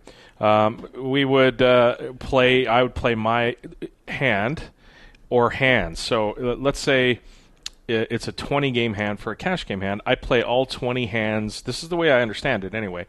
I play all 20 hands pre-flop, and then Terrence can, if he's there, he can play them, or if he's not, I would log off, come back a while later. Terrence has responded to all 20 hands that I've played, and we go back. Now, each of those 20 hands starts with the original stack. You don't have one stack, you have 20 stacks over the 20 hands, and then at the end of all the hands, after they get played out, the person who has won the most chips over the 20 hands is the winner. So that's a bit different. Sort of takes, And margin of victory doesn't matter. It doesn't matter if you beat somebody by 1 chip or 1,000 chips. It doesn't matter. Right. You stack. Yeah. So interesting format. I like it. I think it's a step. It's simple enough that you really think, oh, how come nobody's thought of this before? Yeah. And I think I think people will take to it because of the fact, like you said, people when they do play games now online on their mobile device, whatever, they don't play. It's a big deal for you and I to sit down if we're going to play and both be on at the same time. So you have a very limited market on who's going to be able to take advantage of those games if you're playing, if you're trying to attract sort of mass appeal to it. But now if you've changed the format to this, I think you're going to have a lot more people take to it and take to poker. So, I mean, I like the idea, T. Are you fond of it? I definitely like the idea, and it's a very clear response to the success of OFC and, like I mentioned, other mobile games. But clearly, like, there's a market for doing this, demonstrated by OFC, that people want to gamble while they gamble, right? So, like, the most common thing you see in any high roller tournament is people playing OFC because they're just not getting enough action because they fold most of their hands pre-flop and have to do something. And so yeah, this is a really good idea from PokerStars. We'll see if it's successful. I think they've only launched it in Norway or something like that, and I think it's still only play money at this point. I don't think you can actually play it for real money, but clearly they're going to roll this into a real money thing that they can rake and put out there. This sort of one of the challenges I guess they have maybe is, I mean, if you have a play money app and a real money app, how do you know that people aren't going to just do what they do with the OFC app? So like you and I are playing OFC against each other, we settle when we get to a certain number of points. How do they know we're not going to do that with PokerStars Duel? Like, say if you and I really want to play heads up, no limit hold'em against each other, then how do we know that we're not just going to settle offline if PokerStars doesn't get the rake? I guess the idea is that if you develop a large enough player pool, then you're not at the point where you're playing against your friends or your acquaintances. And of course, you don't have to trust that this person's going to rip you off and not settle up or what. All the stuff that we all know about getting scammed in OFC, and I guess, and also being backed by PokerStars and the architecture and the security is going to give a lot of thought to this. Like the thing with OFC we've discussed it many times. There's been security leaks and all this kind of stuff that makes playing OFC for big stakes kind of risky. Not just the risk that's inherent in maybe you might lose, but the risk in somebody that's scamming you in some way. So, having the PokerStars brand on it and the trust that's associated with that is a really big deal, I guess. Yeah, I mean, I don't think it replaces heads up poker. To I'm tilting people now. This is the best meme ever. The head up poker thing is yeah. Like you're I hope that you don't ever stop. I'm tilting myself. But anyway, I hope you never stop. It's not. I don't want it to replace, or I don't think anybody in poker wants it to replace heads up poker. It's a new variant, but there's still room in the game for heads up poker. Now, obviously, Stars has decided that's not correct. In their future plans. They don't want to have this predatory environment that they call it. So they've changed it to Zoom, which changed the dynamics. We talked about that before. But I still think that's going to be. You look at tournaments. There's heads up tournaments at the World Series of Poker. It's heads up isn't going away. You did it. What'd I say? You said it correctly. Oh, thanks. Oh no, it's already happening. Did I get a present of some sort? Okay, let's move on. Correct. Phil Galfond has outed a player who scammed him and encourages others to do as well. I thought this was really interesting for Phil to come forward and admit that he lent a very large sum of money to somebody that he shouldn't have, clearly, and was open about his mistake and wanted the poker world, especially the high-stakes poker world, to know that this player is capable of doing something like this. The player in question is Samuel Toole, Touil. Is it Toole, T, do you think? That sounds like the way I would pronounce it. He borrowed $250,000 from Phil while playing in a high-stakes game in Vegas this winter. And he said that he was going to have Phil's. He said, I'll pay you the next day. Made excuses for a week. I guess it was over Christmas. And he said, oh, the banks are all closed for Christmas. I'm not going to be able to pay you for a little while. And hasn't paid him. And in fact, Phil found him playing in Bobby's room one day. I guess it sounds like weeks after he owed him the money. And he had more than enough to pay him back sitting on the table. But of course, the Bellagio can't do anything about that. Yes, Phil is, very respected in the community. But if he walks up and says, "Hey, this guy owes me $250,000. He's got $500,000 on the table. Is there anything you can do?" There's absolutely nothing they can do at that point. So it's difficult. And apparently, the guy, after being hounded by Phil, ended up paying him $50,000 of the $250,000 back, and then made up some other story about the fact that, oh no, you only lent me $50,000. I paid you back. We're even. So Phil realized at that point, I guess, that there wasn't much chance he was going to get paid, and came out and admitted that he'd been scammed by this guy, and encouraged others, if they've been scammed, to come out and say that as well. Now, here's the problem, T, I think. Well, first of all, did you read the article? I wanted to get your take on what you thought of it, and then... Yeah, I didn't read it completely, but I'm at least more or less familiar with the story. Like, he attempted to contact a lawyer and, have the lawyer write a letter. And I think he's actually sort of stopped doing that right now because I guess probably his lawyer's been told, well, you have no contract. You basically are drawing dead in this thing. And I think that's the point. Yeah. So, yeah, find me a poker player who hasn't lent somebody money. Including all of us, right? Absolutely. Yeah, absolutely. You've been, I know you have. And the question is almost... like, why aren't people outed more often? Like, why don't you hear about this more often? Because the only difference between Phil's story and everybody else's story is the number of zeros involved. Exactly. Like, that's the only difference. Yeah. Like, that there are more zeros involved in his story, and that's like, because everybody has a story, but you just so rarely hear about like people getting scammed or not getting paid back, and usually I think there's a lot of reasons why people don't necessarily hire people. I think there's some sympathy aspect, because a lot of times the people who do stuff like this are just total deadbeats. They don't have their shit together. Friendly. You're friendly with a lot of them. That there's a reason you lent them the money. They're friendly. They're decent people. They're degens. They're never going to have, like, most of the time you understand they're never going to have the money, and they're just going to live this perpetually broke life. And usually the person lending the money has their shit together a little bit more, and so they don't need the money, right? Like the way that Phil doesn't need the $250,000, even though it's a staggering amount of money for the vast majority of people. It's almost like God, like, why kick a horse why beat a dead horse? Why kick a man while he's down? Like, people paradoxically feel bad for the people who stiff them. It's like this weird sort of Stockholm syndrome. I feel like, right? Like. I think Phil acknowledges it to some extent, that there's a lot of personality that goes into it and a lot of not wanting to do it. At the same time, it's hard to argue his point that we should create like a public shit list of people who. Yep, I think part of the problem is, when I was saying there's a reason that you lent, or whoever got burned lent the money to that person, is because they like them.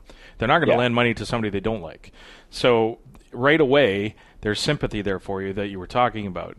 The other thing I think is poker players go in giant cycles up and down. We all see it. If you're in the middle of a bunch of poker players, you'll see some are on a high, some are on a low, and you would expect at some point, because you have this personal relationship with the person you lend money to who doesn't have it now, will at some point be on a high, and maybe you'll get it back. And if you go run to the local whatever and tell everybody that this guy's scammed me, then you're lessening your chance of ever getting paid back if he does run it up at some point. I think that's probably a bunch of the reason. My own personal experience, I think it's because of the first one, because the reason I lent that person money was because I liked them and I wanted to help them, and for whatever reason, they weren't able to pay me back, or maybe I had a bad understanding of the relationship, So, yeah, I mean, it's this tricky spot, but I think it's a hard thing to be publicly confrontational too, right? Like you can always badger like the person privately, through whatever email, phone texts, whatever, and be like, hey, when are you going to pay me back that money? But it's quite another thing to like just go real public and say like, John Smith is a scammer who owes me $20,000. Like that's like, now you're really getting into like people are willing to do this with corporations, right? Like people will go on Twitter and say like, United Airlines lost my bag, like fuck them and fuck everybody associated with them. But it's so much different when it's a person, It's a hard thing to do. So the thing here is, Phil is a very well-respected member of the poker community. Everybody loves Phil, and for good reason. He's honorable. He's a great guy. He does a lot for the community, etc. So when he says something like this, or he goes to a media outlet in poker and says, I want to tell this story, everybody's going to listen. Everybody's going to want to take part and help him out. But, for him to go say, okay, now everybody else should do this. I'm not saying he said this, but certainly I think he wants people to, try and protect the poker community from people who are like this.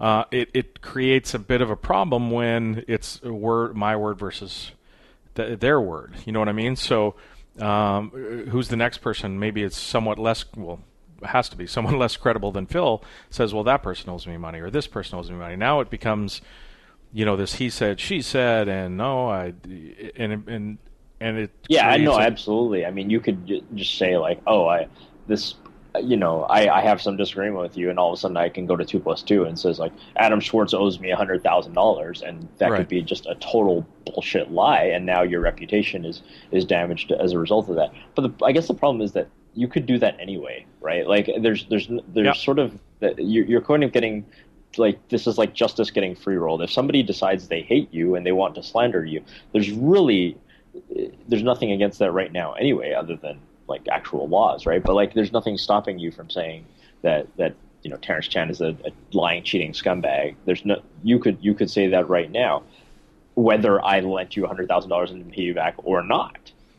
So I mean, I guess the sort of idea probably that Phil would say as well, like naming people who are scam artists is not going to stop false accusations. Yeah. Right? So you might as well just do it. And it does reward people who are good, are good with money and good and respectable, right? Like they're able to go tell their story, and people are going to believe them because they've done all the right things in their poker career, right? Yeah. So I wouldn't, not necessarily a bad thing. Interesting. There's one already came out on 2+2 and NBG about a Canadian kid in Alberta who's done similar. He's Canadian. So I think it's so hard to go to NBG now because it's so negative a lot of the time. And this person's a scammer, that person's a scammer, and you kind of just go, oh god, you kind of get sick of it. And it's a lot more credible when there's more than one person vouching. Indeed, yeah. So, or like you said, when it's a level of a Galfond, who's kind of a pillar of the community kind of guy. Yeah. All right, moving on. In case you missed it, Full Tilt Poker is joining the PokerStars platform in the spring. Of course, these two websites are owned by the same company, the Rational Group, and one of them, Full Tilt Poker, has struggled since PokerStars came in on their horse and paid everybody back and bought the software and took over the company and started running it again. It's done nothing but sort of tank, and it just becomes a problem at some points. You can probably talk to this more than I can, but when you have two sets of development teams, two sets of marketing teams, two sets of customer service, if that's the case, it becomes redundant at some point when one of the brothers isn't doing so well, so to speak. And I guess Stars had seen enough and decided that it was time to merge the two platforms, so they're going to share liquidity.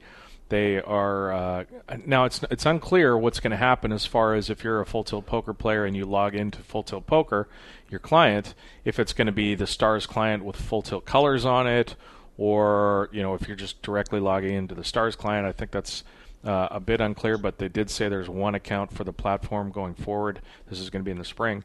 My guess is that at some point, like even if you just have Full Tilt icon desk on your desktop and you double click on the Full Tilt icon, at some point you're going to get like a pop-up and it'll say like, oh, Full Tilt Poker is now PokerStars.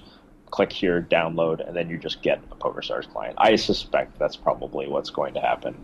Yeah, they said there's going to be some layoffs, some redundancies. I was saying cost-saving measure as well. I think a lot of the things we've seen lately is also a reflection of costs that restructuring PokerStars and the Rational Group to try and be a slim and profitable enterprise.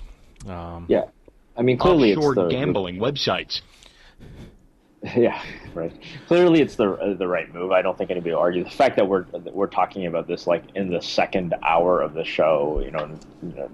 Well over an hour into the show, kind of tells you something about this, right? Like Full Tilt used to be the number 2, number 3 player for a very long time. It used to be huge, and now I'm looking at it. It's literally 1/20th the size of PokerStars. That coming in at number 11 worldwide. It's like you said, it's clearly struggled, and I think that the having separate brands actually did make sense. Obviously, Stars acquiring Full Tilt back, after Black Friday and after the scandals that rocked Full Tilt. Keeping the brands separate at that point did kind of make sense because they did have different brands, and the Full Tilt brand was really strong. It had, the Play with the Pros, and it had those cool black and white commercials and all of that branding associated. But it's clear now that they're not going to put any more branding. They're not going to put any marketing emphasis behind Full Tilt. It's been clear for a while. You talked about the layoffs, and obviously it sucks anytime you're talking about people losing their jobs. But I would imagine, I don't know anybody who works for Full Tilt, but I would imagine those people have seen the writing on the wall for quite a long time, just kind of knowing that their product and their brand is just completely floundering. So it made sense to have the two different brands when Full Tilt was a strong brand, but it's such a diminished brand at this point. Like, there's no advertising money, no marketing money being thrown in behind it. You might as well just, pare down the logistics and cut from, if you're a Maya's perspective, obviously cut out all those unnecessary redundant salaries in infrastructure and software development, all this stuff. Merge everybody into one player pool. Take all that mailing list, the little bit of the player pool and mailing list that isn't already PokerStars players, which I suspect is, I don't know, what do you think? It's like 15% maybe of the Full Tilt database. I don't even have a good guess as to what percent of that database is replicated in the PokerStars database. But you might as well, like I said, just as soon as you can, just have that pop up when you have Full Tilt. Tell everybody, transfer your money over to PokerStars. We are now PokerStars, and yeah, usually these things happen quicker rather than so. An interesting thing here is the software now. What to do with the software? What the Rational Group does with the Full Tilt software, because I think it's pretty well accepted that the Full Tilt software is probably the second best, and some would even say the best. It's stress tested for very large volume, which is a really big deal. And the software is very user friendly. People really love it. If you were to have people rank the software, I think it would be right there with Stars neck and neck as far as functionality. A lot of people liked it more. Yeah, a lot of people liked it more. The sounds more. A lot of people like the graphics more. Absolutely. So now, if they merge and everybody's going to be playing on Stars software, they've got this unused software package. Should they go and sell it? Because what you do then, of course, is you create a competitor. The only people that are going to spend the multi-millions of dollars that it would take to buy that software is somebody who's pretty serious about jumping into the market. And if you do that, if you're PokerStars, you create a new competitor. Yeah, but I mean, there's probably not direct competitors, to be a little vague about it. We don't know what the future looks like 4 or 5 years from now. It may not be the exact same business model. There's a thought for a while that Stars wasn't going to be able to get into regulated markets. So maybe one of the the regulated sites or one of those casinos would be able to get into it. But I think they will end up selling if they get a decent offer. That'll be interesting to see. All right, moving on. In case you missed it, in Bill Perkins' prop bet news, you're almost certainly going to lose money. Dan Bilzerian if Bill Perkins is making a prop bet, he's going to lose money. Dan Bilzerian has agreed to a bet to ride his bicycle from Los Angeles to Vegas in 48 hours or less. 300. So there's some disagreement about how far exactly this is of a ride, but it seems like it's a little over 300 miles, about 320 miles from LA to Vegas, to do this in 48 hours or less. Bilzerian said he hasn't ridden a bike in 18 years, so his ass is going to be sore. Let's put it that way, because I know when I take my kids for a ride on the bikes, it's my ass. I can't sit down on a bike the next day, but it's. Well, presumably Dan Bilzerian has enough money to buy like a top of the line. That's the thing, right? Yeah, you spend $10,000 if you're going to. So what's on the line is $600,000. They've each bet $600K. That the other person can't do it or can do it. So it's a bunch of money. So Dan can go out and spend $10,000 on a road racing bike that weighs a couple ounces, and I'm sure technology is going to make this much easier. But it seems like a really easy bet because again, it's 320 miles. He's got 48 hours. If he rides 10 hours a day. This guy's in shape, by the way. If you haven't seen Dan Bilzerian lately, he's in really good shape. So 16 miles an hour if he rides. Well, we don't know if he's in like ultra cardio endurance. True, but I mean he's not. He's not a fat old. Right? Like people who are built like brick shithouses generally tend not to do well at endurance events. Indeed, yeah, and I guess that's probably what Bill is banking on. But 10 hours a day, 16 miles an hour, and he gets it done. It doesn't seem to me. I've driven that. Done that drive a few times. I don't think there's huge inclines down. It seems pretty flat. I mean, it's there's desert. a couple, but yeah, it's pretty flat. It's mostly boring. Like the primary challenge I find with driving from Vegas to LA is falling asleep. Right, exactly. But he's going to have trouble if it's during the a hot period. Obviously, he's going to do it soon, so it's going to be in the spring when it's not 45 degrees in the desert. But still, it's going to be fairly hot, I would think. So he's got to probably plan around that. First of all, T, what do you think of the bet? Do you think Bilzerian's got the best of it? Yeah. I mean, just I think bike technology is probably pretty good. You can buy the fastest bike possible, the most comfortable bike possible. I mean, he's got 48 hours. It definitely seems doable to be able to get like a little nap in. I think it's probably fine. Like you just pack a lot of carbohydrates and gels and stuff like that. I think he's probably a favorite, but I don't really know. So 300. Let's do math on this is 320 miles in 48 hours. 6 miles per hour. Like the average bike is probably like 3 times that. So yeah, he gets a pretty long rest in between. So yeah, I feel like he should be able to. Sounds like he should be able to do it. The thing about these prop bets, to me, is it's more fun when you have one of the guys or the guy doing the prop bet really needs the money. Like it's a huge deal to him. Otherwise, it's just like multimillionaires passing $20 back and forth, so it becomes less interesting. The problem for Dan Bilzerian is like, how is he going to fit his Instagram models on the bike? Right, where they're going to all be on a bike behind him, just going to tail behind him, carrying all the Uzis and the guns. Yeah. That he should have to carry a machine gun and have 2 girls on the bike for the whole ride. And his cat. Yeah, that's what it should happen. And Ross brings up another mention about Dan's lifestyle. Is he allowed to use performance-enhancing substances? The Viagra that he had a heart attack. Hopefully he does not have a heart attack on this ride of his. In case you missed it, the World Series of Poker, one of the officials went on a radio show, I believe, and let it slip that there would be a team bracelet event for 2016. Did you really let it slip like it was an accident? I think. Well, nothing's generally an accident, but hi, nice to be on your show again. But yeah, it seems like it's come out and not through official channels. Not a press release type thing. I know that the schedule for the World Series of Poker 2016 is going to be released very soon. But one of the events, again, on this calendar of the year this year is going to be a team event. Not a ton of detail yet. It seems like teams will be made up of, I believe it was said 2 to 4 players.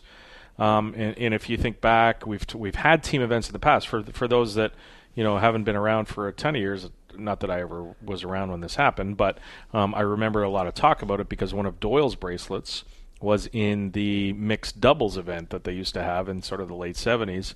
Davis Klansky too, I think, right? I think Klansky also has a mixed doubles bracelet. Yeah. Yeah. So I mean, this used to take place. This isn't a brand new concept, but it's brand new to an entire generation of poker players, and I'm wondering, if the reception for this type of tournament is going to be, good or bad. I mean, it sounds like a fun event. I don't know how the format Ross, is. you played that. Didn't you and Bunner play the mixed? I did. Yeah, in team Macau event? we did that. Yeah, it's fun. Bunner ended up busting that one.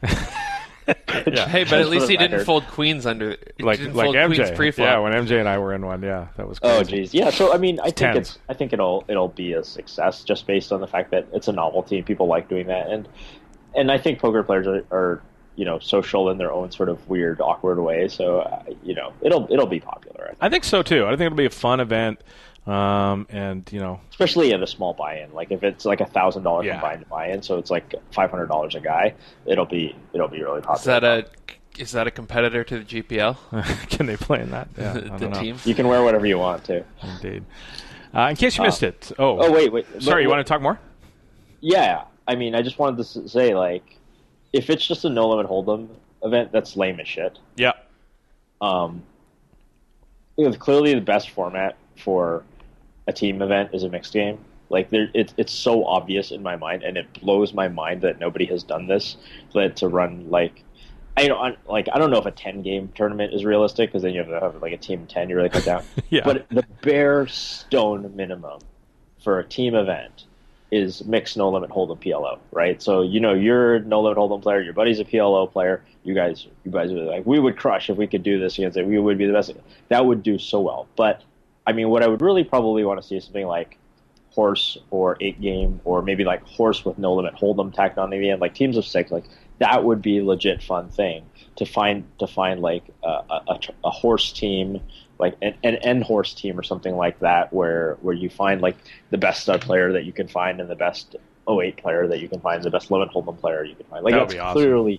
Clearly to me the most exciting team bracelet event. It would be attendance wise, it wouldn't be nearly as good as a straight no limit hold'em event, which obviously the World Series, they want to have big numbers and blah blah blah. But if you think about it from a media perspective, the media would be so much more interested in covering, who's playing what exactly. discipline. Like, I mean, hey, we could have a PokerCast team. I'll play limit hold'em and you'll play 08, and Ross can play PLO and whoever, like whatever, right? Like we could clearly.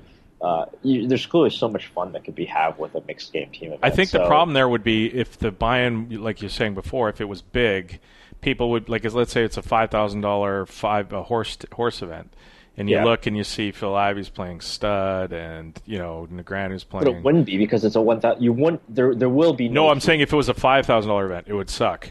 Because you mean if it's a $30,000 event or whatever? You know what I mean? Like if it's a big buy-in where you look at it and you go, "Wow, I got no shot against those guys," or our team has. Well, no, because this is the thing. If it's a $5,000 event and it's horse, then that's 1,000 per person, and then so there's going to be tons of fish in it. If it's $5,000 a man, then you're talking about $25K buy-in tournament. Then you're going to get Ivy, Negreanu, blah blah blah blah blah. Right. Then you're gonna have one team that's like pretty awesome. If you make it a 50K buy-in or something like that, where each man has to put up 10,000, then yeah. But if you're making it in that price point between like 500 and 1,000 per individual, not per team, per individual, right? Then you're going to get a lot. Like I would be willing to be a limit hold'em leg of some team for a 1K buy-in. Sure. Like no problem. Like I'll probably do that for any, I would probably do it for any buy-in, but like definitely minimum 1,000. But if it was like 50,000 per team, well, if you want me to play the limit hold'em leg on your team, well, I better be really confident. Who's the rest of the team? Yeah, it's like I really want to know who the other 4 guys are, and then there will probably be like a lot of meta drafting going on, or a lot of Skype conversations and emails, and like people drafting on team. And we'll pay you. So that's why it kind of has to be a small buy-in tournament, because if you make it $100,000 buy-in tournament, there's going to be a lot of people looking for the best triple draw player, the best 08 player, the best limit hold'em player, the best PLO player, and I think it's actually hard to come by. Like how many how many world-class stud 8 players in the world are there, like, that are known? Not a ton. I don't know. No. In case you missed it, Holdem X, the beta version, was introduced by the GPI. Now, I'm not 100% sure if this is going to be involved in the GPL, this game, this format of No Limit Hold'em Poker. It's of Holdem X is going to be included, or where it's going to be released. But they have a website, holdemx.com, where you can go and test drive it, and it's sort of this mix-up between esport games and No Limit Hold'em. It's kind of interesting. It's also a lot to take in, and there's, the format leaves strategically makes it quite difficult, and there's all kinds of different decisions to make. So people, I think, might get intimidated a little bit by playing the game because there's so much to playing like one hand of poker. Basically what happens is it's like Heads Up No Limit Hold'em. You go, and before the hand is dealt, you pick... Sorry, before the match is dealt, you pick some cards, the special cards that each person has access to, but your opponent can also, I think of the 10 or dozen cards, your opponent can block a few of them from picking them. They have a budget of how many, each card is worth a certain amount of points, and I know I'm explaining this terribly, but it's difficult to explain. This will give you an idea of how hard it is to grasp right away, but each person is given a budget of cards that they can block you, so let's say that card's worth 12 and another card's worth 6, they can block up to 50 in value, and then you go pick from what cards are left for your Holdem X cards. And these cards include flop +1, redeal turn, redeal river, change a spade to a club, that kind of thing. So you get your cards, you start playing a Heads Up No Limit Hold'em match, and as you're playing along, there's a traditional betting, but there's also then, after a betting round, you get to play a card if you like, where you switch the flop or redeal the turn or whatever you do. So it's that part kind of makes it a lot of fun, but it's also there's so many different variables with these cards that it's hard to sort of figure out where the value is and when you pick cards, and it takes a pretty big investment, I think, to try and maximize how you're going to play this game. But T, have you had a look at it? I've had a look at it. I mean, they've got the minute-long introductory video, which I think explains it pretty well. I don't think it's that confusing or that difficult. As soon as I sort of saw the 1 minute video, I understood it pretty well. It's like, oh, well, okay, if you think your opponent rivered the nut flush, you just deal the redeal river button, and then all of a sudden your trips are a lot better. But you got to pick before the hand. You can't pick during a hand. No, I understand that, obviously, but like you sort of, it won't take you too long to figure out what the value of the turn a spade into a club or redeal the river card is. Like I feel like if you've got a good understanding of poker, you'll probably intuit fairly well what those cards are worth. And like you say, like some of the cards are worth more than others, Right, but they're not going after those people who are this is an attempt to reach the e-gaming market, right? So it's if you do have an understanding of poker, I agree with you. It's gonna take you some period of time to figure it out. But if you're not and you're new to, I don't think you have to be an elite level of poker to understand like the redeal the river. Like even if you're on a very base beginner level of poker, you'd be like, oh, like, well, I got rivered, I can redeal the river. Like I don't feel like that's hard. No, that's not what I'm saying. That's if you've chosen the redeal river card and the river card sucks, and it's clear that maybe he was drawing, and using it at that point is obvious. But picking redeal river over change a club to a spade or flop +1 card, that kind of thing, that's sort of the maybe. I mean, I think me. you maybe like overestimate the barrier to which people like I get what you're saying. You're sort of saying that people aren't going to put forth the investment into understanding. That's what I'm saying. I agree. I think they will, and if it plays to something they enjoy doing, I think they'll do it. I don't think they'll be very good at it, and I think the people who are very good at it are going to take advantage of them pretty quickly. And that's certainly true. And that's probably true in like every form of. But even more so with this, when you add all these different things in, when you're taking. When you're trying to attract a casual player, and you all of a sudden make the skill advantage huge, and you leave them open to being. Agree. That's the problem I have. I agree that the skill advantage is magnified in something like this. Yeah. Absolutely. I mean, because you're it's one of those things where it gives the appearance of more luck, but there's actually probably less luck. I agree, yeah. In case you missed it, iOvation, the company, of course, of super using fame from Ultimate Bet, gets approval from the Nevada Gaming Board today to offer geolocating services to the state, to the card rooms that are licensed in Nevada. This is a company run by Greg Pearson, who, of course, is on the tapes of him super using and talking about the super using of the Ultimate Bet players of the same scandal that we had many years ago. It's shocking and sickening that the Nevada Gaming Board doesn't give a shit that this person has been, did this in the past and is now getting a license to operate in the state, and you wonder why. It's sad because we're going through this process in the U.S. now where legislators in all the different states and federally as well are taking a microscope to the industry. And when one of them can now point to somebody in Nevada who has a license to provide services to the online gaming people, and oh, by the way, he ripped off his customers for tens of millions of dollars many years ago, and here he is right back in the game again, and that doesn't do anybody any favors. And Nevada Gaming Board knew about it. It's not like it was like, oh, it's an accident. They asked Haley Hintz for a lot of information in the late 2015 on Greg Pearson. She provided it all to him, and in spite of that, today the company that he does run or is involved with, iOvation, was granted a license. So I shook my head today saying, how are we ever as an industry going to go forward when shit like this happens?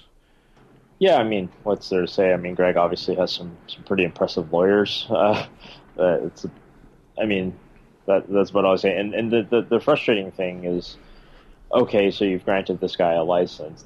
I personally know of individuals who had nothing to do with anything in any sort of shady way, but were associated with Full Tilt or whatever, or Ultimate Bet, but hadn't definitely, I know, support reps and stuff with people that had nothing to do with anything, who could not get licenses, or who I was told that if I attempted to hire this person, or if Ultimate, back when I worked for Ultimate Gaming, or if Ultimate Gaming wanted to hire this person, that would threaten their license.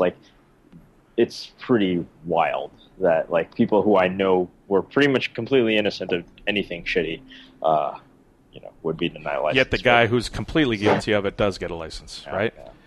And I wonder how something like that can happen. Is he paying these people off, this Nevada game? Did they bribe them? It's completely obvious this guy should not be at all involved in the industry, and here they go and give him a license for his company to do that. Man, did this dude just did this? Thank you. I needed a laugh. That was awesome.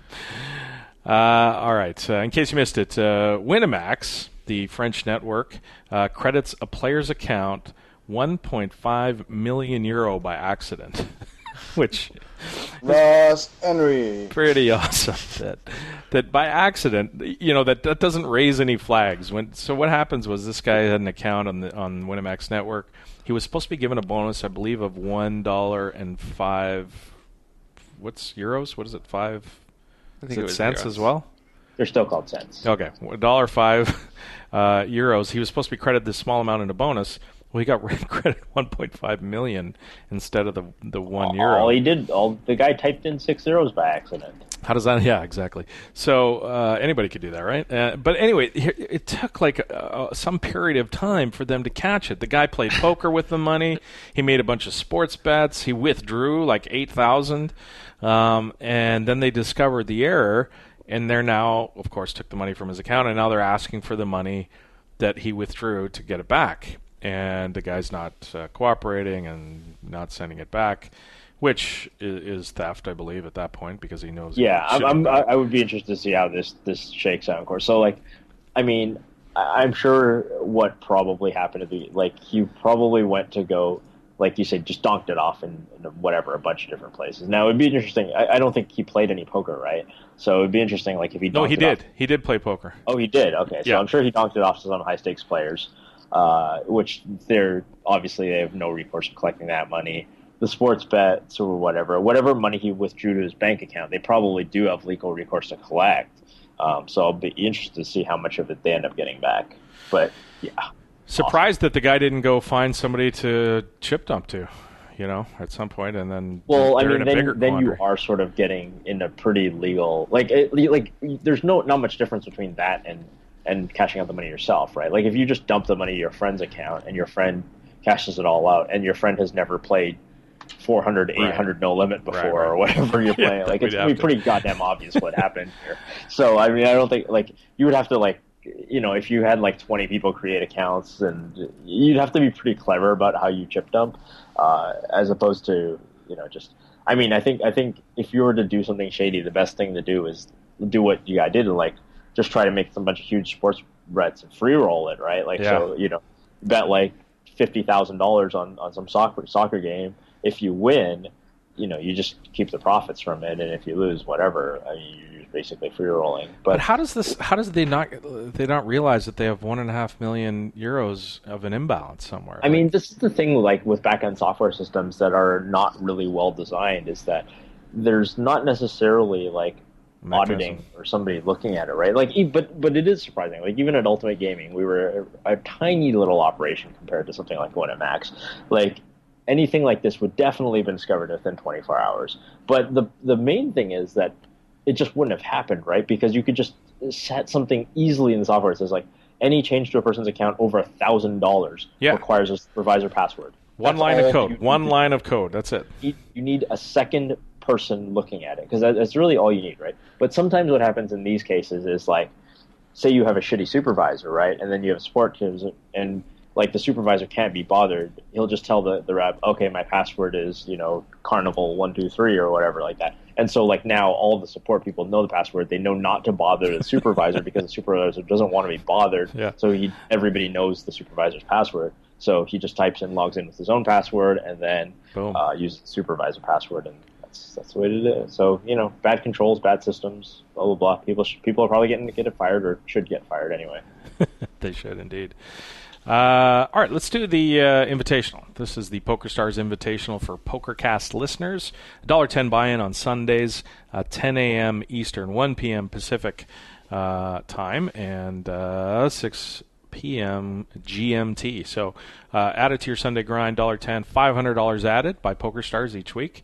So it's great value and a lot of fun. A lot of our listeners jump in there. And you will find it in the private tab of the tournaments lobby on PokerStars, PokerCast Invitational. We have given out the password for this Sunday, February 21st. Heads up. February 21st. Sorry, it's Turbo No Limit Holdem 6 Max. Password 10 milli, 10 milli, M-I-L-L-Y, all one word, a lowercase. Because the $10 million Sunday Million is coming up. That's coming up in a few weeks. Yeah. Looking forward to that. The Invitational for the 28th, February 28th, is going to be Heads Up, a 5-card PLO. We can play that? Heads Up 5-card PLO? I'm going to ask them. Is that a thing? I'm going to ask them. It'll be a new format I've never seen before, but I don't see why they couldn't do it. All right, we'll try for that. If not, we'll make just Heads Up PLO, make another Heads Up PLO event or something. The password for that one is going to be Team Online Pro, because next week is Team Online Pro Week. We're going to have Jamie Staples on. I think we're down in LA next week, but we're going to try and hook up with Jamie Staples to talk about Team Online Pro. So that'll be PokerCast 400. That'll be PokerCast 400 when we're in LA next week. We're going to have to call in with Terrence at some point. Yeah. Oh yeah. No. We'll do some show as well. So that's next week. Looking forward to that. When we get to some mailbag here. All right. And now. That right there is the mail. Now let's talk about the mail. Can we talk about the mail, please, Malcolm? I'm dying to talk about the mail with you all day, okay?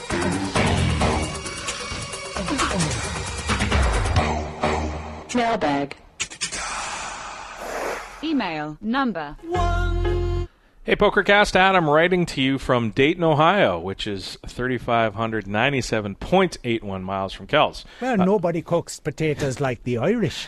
Just wanted to give Ross a huge shout-out for mentioning Jay Dilla. Jay Dilla was the man and one of my all-time favorite producers. That's correct. Most of my friends don't listen to him, so I felt like I was on my own, or in my own little bubble on the 10th anniversary of death a few days ago, but when Ross mentioned it on the Pokercast, it was great. I got some good responses from that. I got a PM. I got, some people posted in the forum. Nice. I would like to take a guess at how much money Adam has on him right now. I believe I might be plus EV in this scenario since we share the same name and thus have a connection. Don't worry, I won't exploit this edge and bank up Ross since I really enjoy his commentary, musical choices, and bad PLO hands. So keep the $5, Ross. Currently, I have $50 on me, so I'm supremely confident that Adam has the same. Love the show. Keep up the awesome work. So he has guessed that I have $50 on me. Just hang on. I have the grand total of... Oh, I see 2 red and a green. 2 red and a green, which in Canada that means $120, Adam. So you're way off. I have 2.5 times that much money. Yeah, look at me. Email number 2. Art writes, greetings, Adam. Greetings, Adam, Terrence. She's only greeting one of us. I'm writing from Los Angeles, which is 5,124.32 miles. Or 8,246.79 kilometers from Kells. I've been a loyal listener since about 2008. I'm loving the Irish drops. Don't find more of those. I love listening weekly while running chores around the house. I just finished listening to Terrence talk about hijacking his masseuse from Thailand. I'm 42 years old and have recently been working hard to get back in shape. I've tacked on some weight through the years, but I'm starting to play in a basketball leagues again a few times a week, and my body just doesn't heal like it used to. I found myself going to get a massage from my favorite masseuse about twice a month at $90 per trip. Well, it's not a total stretch for my bankroll. I can't justify the cost of going more often to my wife. Earlier today, I was at a Chinese appliance store with a whole section of massage chairs. I sat down on an Inada Dreamwave. Massage was great, but I don't have any repeated uses with these things now since Adam and Terrence are the massage connoisseurs. I'd like to ask either of you if any long-term experience using massage chairs. I could certainly see myself sitting down on these multiple times a day, but how are these chairs in the long run? Will I just get tired and end up back at my masseuse? T, have you had any experience with these? Before you start, I was at there's a place here in Vancouver, and there's actually a television show about this guy. It's a show called The Liquidator, and he's got a store called Direct Liquidation. And I went in there to look for some other stuff, and he had one of these chairs. And you sit down in it, and your legs, like it's this weird look. For those that don't know, it almost wraps completely around your legs. Usually, you can see them at the airport. And they had one. I think it was like $4,000 or something. I had a quick look at it, but I didn't sit down. T, do you have any experience with these things? I've used a couple of them. I've been to like friends' houses who have them and stuff like that. I think they're all right. I mean, they're certainly not going to replace a person. You're not going to feel nearly as good as you do after a human being who can like respond to your actual things that are wrong with your body. I think there's probably better ways to spend $4,000 on like therapy. There's, like even something like a hot tub or getting some like hot and cold contrast therapy is probably going to do a lot better for your system and for your muscles, combined with something just like a foam roller. I know a foam roller is not as good as foam rollers massage. Are so brutal. They hurt. Yeah, they do, but they're not. Here's the thing: like it's not supposed to. Like your soft tissue is not supposed to be painful from like a little piece of like PVC foam, like foam covered PVC. Like it shouldn't. Your body's not supposed to feel that way. Like it shouldn't hurt that much. Right. So if your body does hurt that much, like you got to do something about it. So yeah, I mean, like hot and cold. I'm a big believer in like hot and cold. So like you can do this like the real getaway, just blasting your shower to the hot and then blasting it to the cold back and forth. If you've got a little more money. Maybe you've got a hot tub, maybe you've got a bathtub, also, all this kind of stuff. Terrence is spoiled with massages in China. Oh, you just had to get that in. This is true. And if I lived in China, that would be great. Unfortunately, I don't. But because massages there are pretty cheap. But Thailand, they were like $8 US per hour.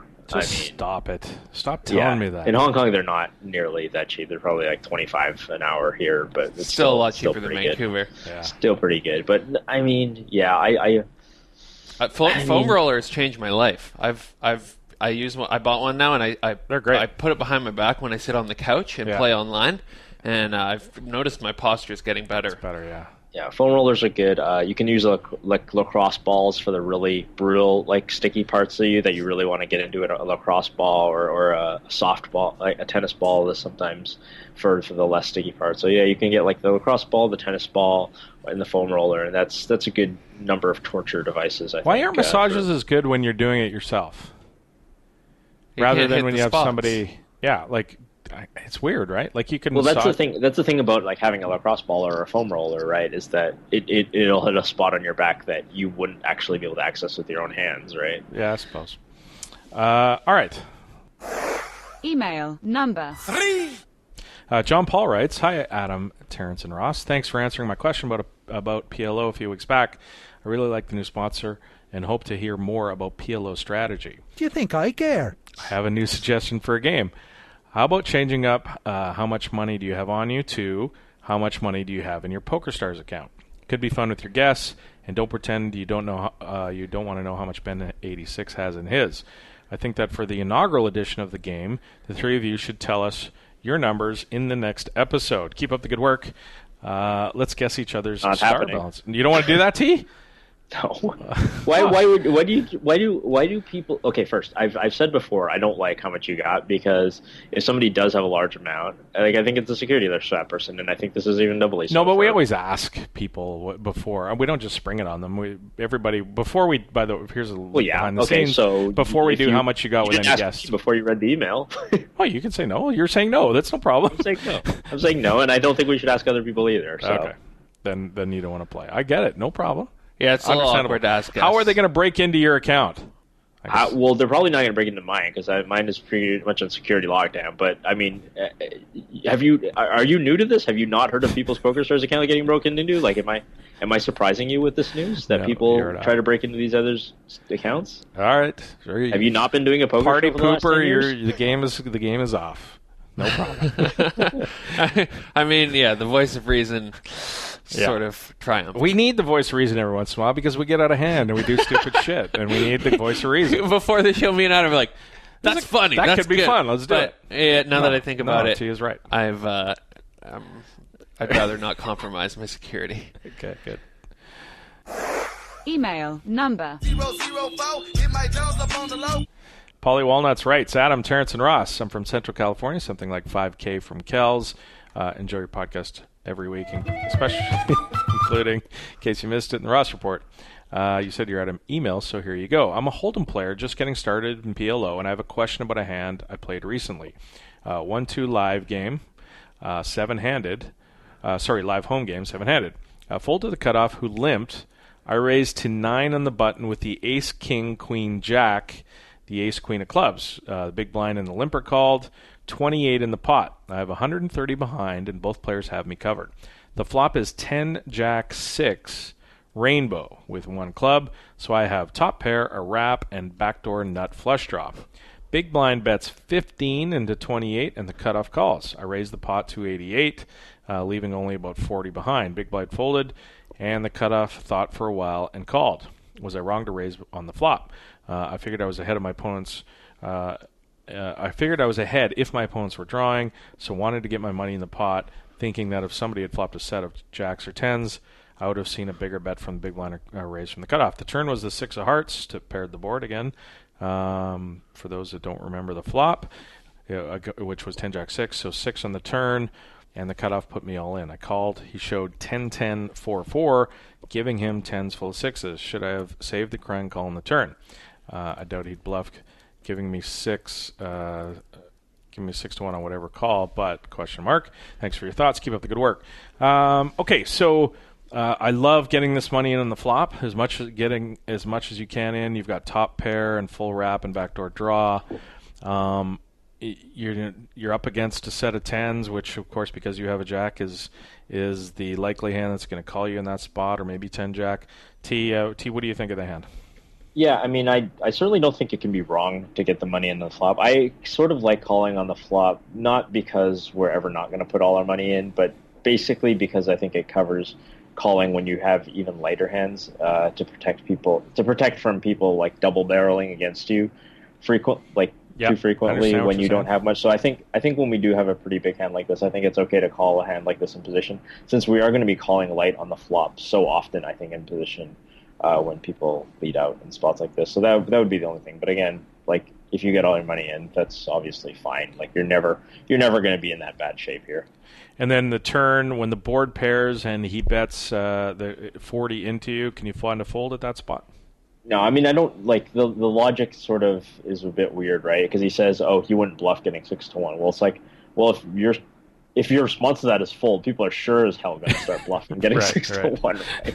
Like, that I mean, this you encounter this a lot in limit Hold'em or actually, like, limit poker of any kind. It's like, this guy's never bluffing here on the end, so I'll just fold. It's like, you're getting 6-1. You should, he doesn't. How often do you think you have to fold to make this guy's bet profitable? So there you go. All right, so it's going to end for this segment. We're going to come back. We got some more emails. We've got the Ross report. We got some voicemails as well. Yeah, we do. You're listening to the 2+2 Pokercast, presented by the PokerStars VIP Club. More right after this. Under the gun opens to 3x 200 big blinds deep. I defend my big blind with queen jack off with no spades. The flop comes ace king 10 rainbow with one spade, and it's a flop that favors the opener's range more than mine, and it's hard for me to check raise any semi-bluff, so I check call his c-bet for deception and to protect my range. The turn is an 8, putting a flush draw out there, and this time I check raise to set it up for a pot-sized river shove. The river is the worst card in the deck, another ace, and I check with the intention of folding to a shove, but he elects not to turn 10-8 into a bluff, even though it's a great candidate with the full house blockers, and I win the pot. Team Pro Online's Mickey Memento Mori Peterson is a Supernova VIP. This is the 2+2 Pokercast, presented by the PokerStars VIP Club. What's up, guys? My name's John Beaupre, and I'm the founder and lead instructor of PLOQuickPro.com. Now, we're the only site that has an entire suite of PLO courses designed by myself, a WSOP champion, and 3-time Supernova Elite PLO Crusher Alien Slayer. Over the past few years, we've successfully taught more than 1,000 players how to master the fundamentals, increase their win rate, and move up in stakes for good. So whether you're a small or micro stakes grinder trying to become a winner for the first time, or you're already a winning player looking to make more money and move up in stakes, and especially if you're a no-limit player looking to make the transition to PLO, we've got the videos, PDFs, and tutorials to help you plug leaks and look at the game in a new way. To learn the guaranteed fastest ways to master the fundamentals, increase your win rate, and move up in stakes for good, visit www.ploquickpro.com/pokercast to get your very own personalized PLO curriculum. Or even better, if you'd like to reach out to me personally, shoot me an email at john@ploquickpro.com and I'll help you find the best courses to fit your game. Good luck. Attention everyone not named Alan Kessler. Have someone you would love to appear on the PokerCast? Have someone you don't want to hear again on the PokerCast? Head on over to the Suggest a Guest thread in the PokerCast forum at 2plus2.com, and Adam will do his best to make you happy. P.S. Chainsaw, you can post too. Hey folks, don't forget to follow the PokerCast crew on Twitter. Adam is at PokerCastAdam, and he'll keep you up to date on things like upcoming guests, listener contests, and all the latest bacon-related food innovations. Follow Ross at PokerCast Ross, and you'll discover new hip-hop bands and learn how to not play Micro Stakes No Limit. Also, give us a like on Facebook, where we post lots of photos and other nonsense.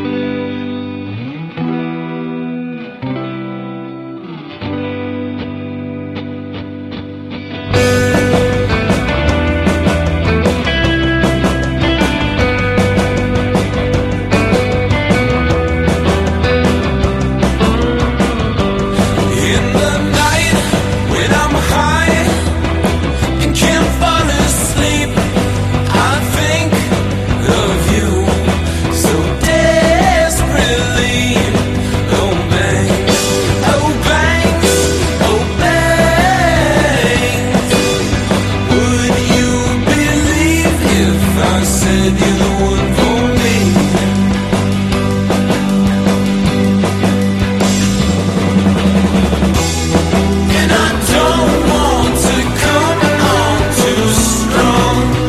Welcome back to the 2+2 Pokercast, presented by the PokerStars VIP Club. We are going to roll on with more emails. Email number. It's number 5. Brandon, hey guys, catching up on the PokerCast, and I just listened to the guy who wanted to add a rec player to each team in Season 2. This is of the GPL. I will agree that adding a rec player to each team probably wouldn't work, but what about a Pro-Am type cash game sit and go? Maybe the pros coach the amateurs for a bit before the game starts as well. If they broadcast this, they could cut in segments of the coaching during the play.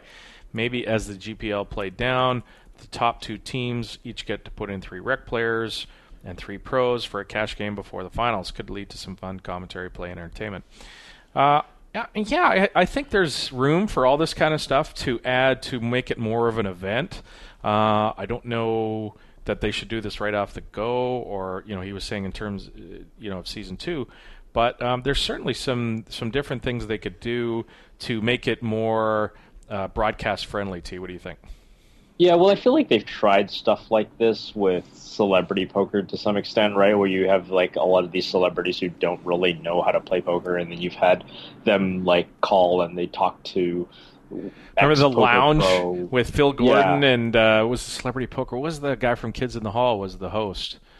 Dave Foley. Dave Foley, yeah. That was they had the yeah. There's been a lot of stuff, and I sort of see the allure to it, but like, I mean, I don't know. Do you know of any other sort of sport or game where you just have like people who don't know what they're doing playing in the featured sport? Right. Game? Yeah, that's true. I don't know that that's happened a lot, other than like celebrity boxing and celebrity poker. Indeed. All right. Email number 6. Kirk from Vegas. Love the show, guys. The Ross report is fantastic as I get to better understand how I should be thinking through hands.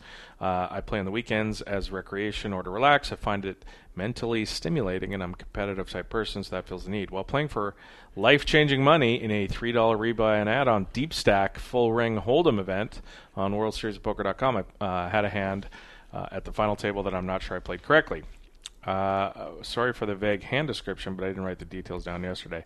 3-handed, and it's folded to me in the small blind with 6-7 off. 3-handed, folded to him, small blind 6-7 off. Villain is the chip leader with 4 to 5 times my stack. I have approximately 14 big blinds left. One player has a similarly sized stack to mine. So if he's at the final table, it seems like 2 short stacks and a big stack. I found that the villain will just check his option with rags, but raise 5 times or more big blinds with any pair or ace-x or Broadway cards in his hand. Based on the read, I chose to limp. Good or bad? Well, let's stop there, T. I don't like the limp with the old 6-7 very much. You? Well, I don't know. I certainly don't like raising. I mean, the key is that you've got the chip leader on your left, so you have a really negative ICM situation, right? Like you really want to be able to fold your way in a second, generally, when you've got the chip leader, especially. Well, I mean, it's 3-handed, so like the chip leader is going to be on your left or your right most either time. But yeah, I would probably just open fold here. In like a cash game, I think it's fine to limp. You've got 14 big blinds, so like raise folding kind of sucks too, right? Like you can raise to 3 and then fold off for the other 11. That's really bad, especially when if you think he's smart and he's going to shove wide. Because I mean, if I'm the big blind here, I'm going to shove wide very, very often, and in fact, even wider when somebody limps. So I think just the tournament-specific situation makes me just want to just fold the 7-6 off. Totally agree. Yeah, it may seem wimpy or nitty, but I think just folding is the play. I think in these super low buy-in tournaments, if you shove into a chip leader, they call you so liberally.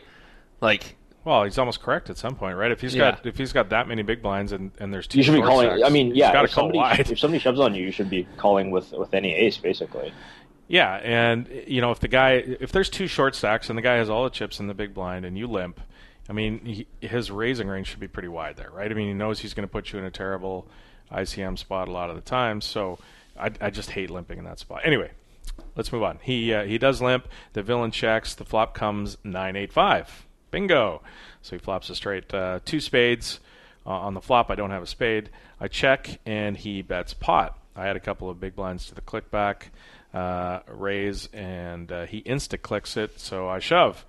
Villain calls, and I'm delighted. Trying to be not results-orientated, I'd like your feedback on how I played the hand. So we talked pre. Yeah, I think the flop play seems fine. I probably end up leading, but you got the guy to bet there. So getting money in with the nuts is probably pretty good. Yeah, I mean, check raising is I think fine. I think leading is probably okay. Like this flop actually hits his range like a decent amount of time, given that he checked his option. So like he's going to have like a little bit of it sometimes, like bottom pair or second pair or just random, even like top pair 9-3 off or whatever. Like so, this is obviously a great flop, not just because you flopped the nuts, but also because you've managed to flop the nuts in something that hits a big blind checking range as well. Yeah, and I think just leading in that spot, when it goes limp and the flop comes and the small blind is going to lead so wide there, it seems like, right? I mean, they're just going to bet it. So leading there doesn't, specifically indicate a lot of strength. I guess the problem is that, like, even though you're not representing a lot of strength, like the villain could clearly just have like queen deuce, right? And he can't call a bet, so you might as well give like there's so many like jack four, all of these nonsense hands that might stab if you check, but have to fold. Like they're not going to bluff. Nobody's ever going to like bluff raise you with like jack 5 or jack 6 rather here. Fair enough. And the results was they got it all in again on the turn, as I said, and the big blind had the jack 7 of spades and ended up making a flush to spoil the hand a little bit there. But jack 7 of spades should have jammed pre-flop, so he got what he deserved. That's definitely a jamming hand pre-flop. Email number 7. Hey, Adam, Terrence, and Ross. This is John from Huntington Beach. Hey, Adam had a take on the DraftKings or on the Daily Fantasy Sports. Have them check out John Oliver's spoof / take on DFS being gambling versus a game of skill. Very funny. Seth Rogen even has a cameo at the end. But if you haven't checked that out or you guys haven't checked that out, check it out. Big fan, poker player, and enjoy the show. So check it out. Thanks, bye. Is that Spend Kings? No, that's the Conan O'Brien one. That wasn't it? Okay, I loved Spent Kings. That was good. Who did that? Conan. Thank you, John. John from Huntington Beach, thanks so much. That is from a show called Last Week Tonight with John Oliver. It's fantastic. I did see it when it did air, and it's a pretty good piss take of DFS if anybody wants to look. I think they have a YouTube channel as well. John Oliver does. Videos. So if you want to check, YouTube already, so I will put that in my bookmarks list. Yeah, it's pretty darn funny. So definitely check that out. Email number 0800. Rick, calling from Phoenix. Google Maps says buttload of miles from Kells. Just listen to episode 396.5 question mark. Man, that was cool as hell, guys. Who needs AF? Who needs Adam Schwartz? You guys rocked it. That was cool as hell. Roscoe, you're my hero. I want to grow up and be like you. Terrence, you the man. Quit bitching about being in Thailand. Quit bitching about being in Hong Kong, Germany. I don't want to hear it. I want to hear the buses go by. I want to hear people screaming your name. Episode was epic. My new catchphrase is Chet Jam did it in with a wink. Either they're going to know poker or I'm going to get kicked in the balls.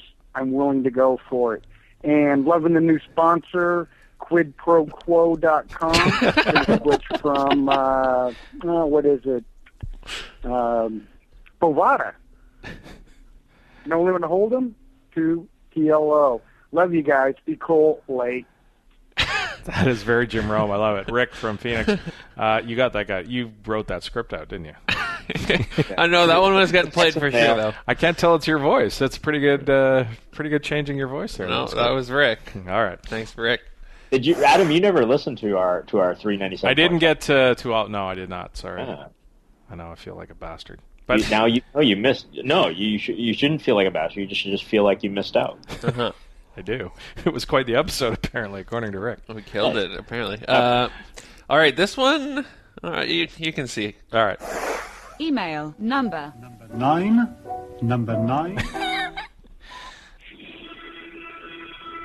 might be Russian. Hello, this is Vladimir calling from Moscow, Russia, 3,000 kilometers from Kiev. At the moment, I'm very busy in international affairs, so no time for a podcast anymore, but still some attorney does one attorney in world. So, my question, please give a password to very aggressive, fishy crusher from Russia. Many thanks. If I ever visit Russia again, this time I can sleep on my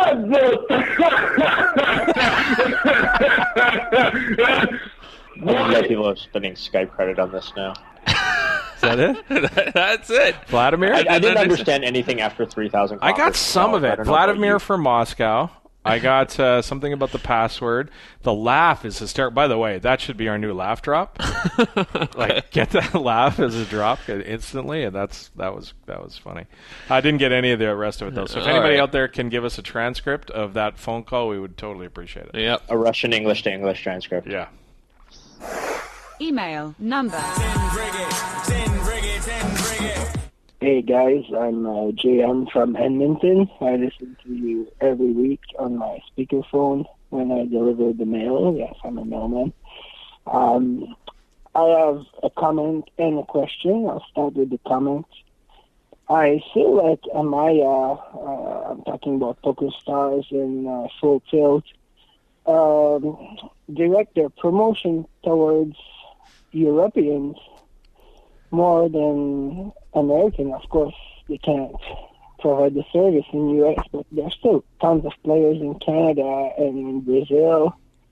And I feel bad because most of their promotion, if you want to play free roll right now on Full Tilt, they get like $500 free roll all the time, but it's only in the afternoon, so if you're working, it doesn't work. Anyway, my question is, I like to play I'm in Edmonton at the local casino, Limit Omaha, and there's tons of fish there. They call almost every hand.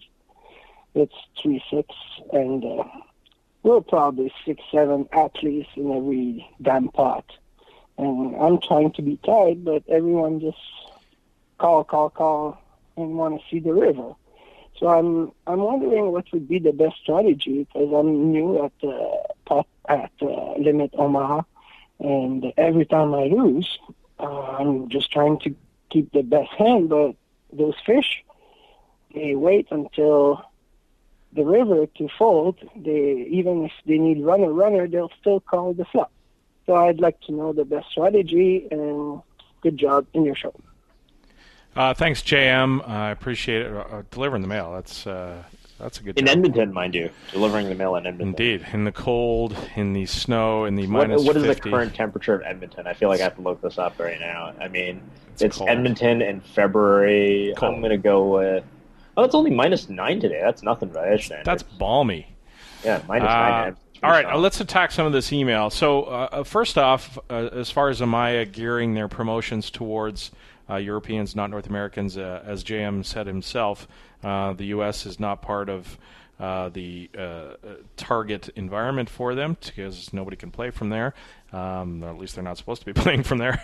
But yes, Canada, there's a good-sized population in Canada, but you have to understand that there's a much bigger he said Brazil, but Brazil isn't in the same no, Brazil is practically a European time zone. Yeah, it's not close to our time zone, so I think you might be wrong with that. But like you said, Brazil's in the European time zone, and there's a giant population of poker players in Europe, so they're going to aim it towards the biggest population center for their player base. So totally understandable. I'm not quite sure why he's confused at that. Second, when he's talking, he didn't mention if it was Limit Omaha. He said Limit Omaha, but he didn't say if it was Limit Omaha High or High-Low I feel like Split. it was high, right? I think it was too, because he made a mistake where he said pot limit. So why don't we assume, because he said it's just started playing pot, and he corrected himself and said Limit Omaha. So I can't believe that some casino spreads Limit Omaha, because as we've pointed out, it's an absolutely terrible game to play. PokerStars does. I mean, you can play Limit Omaha. Nobody plays PokerStars. Yeah, it's dead game. But the point is, it's a terrible game. But even more frustrating, I can't imagine anything more frustrating on the earth than playing limit Omaha High and trying to play tight and trying to make hands hold up. Because, and he says, he makes reference to the fish are, drawing and fold on the river when they don't make it. Well, correct strategy in limit Omaha 8 is pretty much get to the river with draws. Because, of course, on the turn, you can only bet one bet into seven big blind pot. Yeah. Well, you're not shutting anybody out. They're getting correct calls they're getting odds to call correctly almost all the time. So, it's a terrible game to try and be a nit in. T? Right, and it's assuming again we're talking about limit Omaha High. The current best hand is not nearly as good as you think it is, because basically, like you said, you really want more draws to the nuts more than you actually want big hands. Like top two pair is not top two pair is basically a 4-outer to a full house. That's what you have when you have top two pair in like a multi-way limit Omaha High game, right? Because you're not going to be able to lever. If you're playing pot limit, that's different. Top two pair, you just bet the pot, and they will hopefully fold anything that's not a big draw. And a set is basically also a full house draw. And even a made straight, if it doesn't have redraws, is not worth as much as you think it is. So, I mean, I would tend to look towards your own strategy. Like, are you valuing the current nuts or the current best hand a little too much, and maybe undervaluing big wraps and combo straight and flush draws and that kind of thing, and two pair plus a straight draw. And all of these kind of things are worth certainly a lot more in limit Omaha High. Yes, granted that it is not. Yeah, it is a tough game to knit it up in, but I don't necessarily. I don't know if I agree that it's a tough game to knit it up in. I think it's a tough game if you expect the current best hand to hold up. I think it's a perfectly fine game to knit it up in. All you just do is the distribution of nitty hands you play is different. It's more skewed towards big draws than it is towards made hands. Fair enough. All right, we're out of numbers. Hey, Terrence Adam Ross. This is Jimmy calling from Horseshoe, Baltimore. Just played a hand. They run a 5-5, 2-2 5-card PLO game here. I wanted to run this hand by you guys. Some small blinds have pocket aces 5-3. I don't remember the fifth card, but it's irrelevant. With spades. It gets raised on the button. A couple of limpers gets raised on the button too. 75, and I call from the small blind. Stacks are effectively 600. I could have potted here, but this game's playing big. A lot of people are calling down huge amounts pre-flop. And I want to see a flop. I'm out of position. Anyway, so it goes 5 ways to the flop, 75. So with that, make it 300, 375. Flop comes ace, jack, 3. So I flop top set, no redraws. Don't have any diamonds. My question here is, I have about 450, or I have about 500 behind. Is it better to, being this is such a wet board for 5 cards into 5 players, is it better to check call here and evaluate on the turn, or just open jam from the small blinds, try and utilize little to any fold equity I have, get everybody to fold out, and just let the hand play itself out, hope to blow it up or fade some outs? My thinking on the math was that, if I check call, I have so little behind, it's all going in on the turn anyway, so it's better to jam. I jammed, I got called, was up against a wrap and a flush draw, did not hold. Anyway, you guys could just talk about this hand a little bit. If you want to shorten up this voicemail and just read it, that's fine. I know it's a bit lengthy, but just want to get your guys' thoughts. Love the show. Keep up the good work. Thanks. All right, fair enough, Jimmy. Thanks for the call. Hey, Ross, Jimmy from Horseshoe, Baltimore again. I just wanted to say, fuck what those other guys say. Keep up the great work on the drops. Keep the air horns in there for the Roscoe report. Love them. Keep up the good work. Thanks, guys. You had to get in the Roscoe. I forgot that he called back. Yeah, you forgot the Roscoe. He was like, Ross might not play this one if I don't call back. All right, so you've got aces with you got bad aces in PLO, and it's raised. First of all, with your stack, he said he had 600, right? Yeah. And I think he can get more than half a stack. It sounded like he can get like 60% in pre in the small blind. I think I'm doing that in that spot. Flatting, and then taking a pot. 5 ways in that spot is going to be tough because there's not many flops that you're going to love. You're going to check fold, I think. So I think realizing as much EV as you can there, playing fairly short stacked. I think I'm going to try and get it in there. On the as played, you get to the flop. Well, first T, what do you think of that? Oh yeah, I think anytime you can get, like you said, more than half your stack in with aces free multi-way, like you should do it. Yeah, getting to the flop, if you're going to play it this way, comes ace jack 3 set, I believe, something like that, and he's got a little bit more than pot. I think I'm going to. He mentioned something about check calling, and I think that's really bad. I think you want to check raise in that spot. I think because it's 5 ways. Somebody's likely going to take a stab at it. Yes, you have most of the aces, but somebody is still pre-flop raiser, especially, might try and represent. So I think I'm going to check jam there. And well, even if they all fold, it's hardly a disaster, right? Like there's probably they're going to have lot equity. Yeah, I don't think they're. But going to nobody fold with equity is going to fold, right? If they have like the wrap with the king queen 10, they're not going anywhere. So yeah, that's true. And Jacks isn't going to fold either, so it doesn't really matter. So, but I think somebody's going to likely, almost for sure, 5-handed going to take a shot at it, and you can check jam there. I think ideally you want to be in a heads up pot all in. Pre? Yeah. Post flop. I mean, absolutely. Yeah. Well, actually, I mean, I don't know. I mean, there is a good chance. Like, even if it's a very small chance that it gets checked around, that is a pretty strong disaster. Like, if it gets checked around and then, like, somebody picks up a big draw on the turn, that really sucks. I mean, I would probably. I think I would just, like, lead and hope we can get it in. Yeah. He mentioned, I guess I'm getting confused because he said, I don't have a diamond, but he didn't mention if there was diamonds on the flop, so I assumed that there was 2 diamonds. But I could be wrong there. So you definitely don't want somebody to even pick up a big draw on the turn. Yeah. 500 pot. Like you said, there's not so much money behind. Like, definitely check raising, I think, would be right if we had a couple pot-sized bets behind. But since we don't, we basically have, 1.5 pots in our stack or something like that. I mean, might as well just put it in. So you just bet in. Bet out under the gun. All right. We have any more voice? You got to get some more email Make drops. some more numbers. Yeah. All right.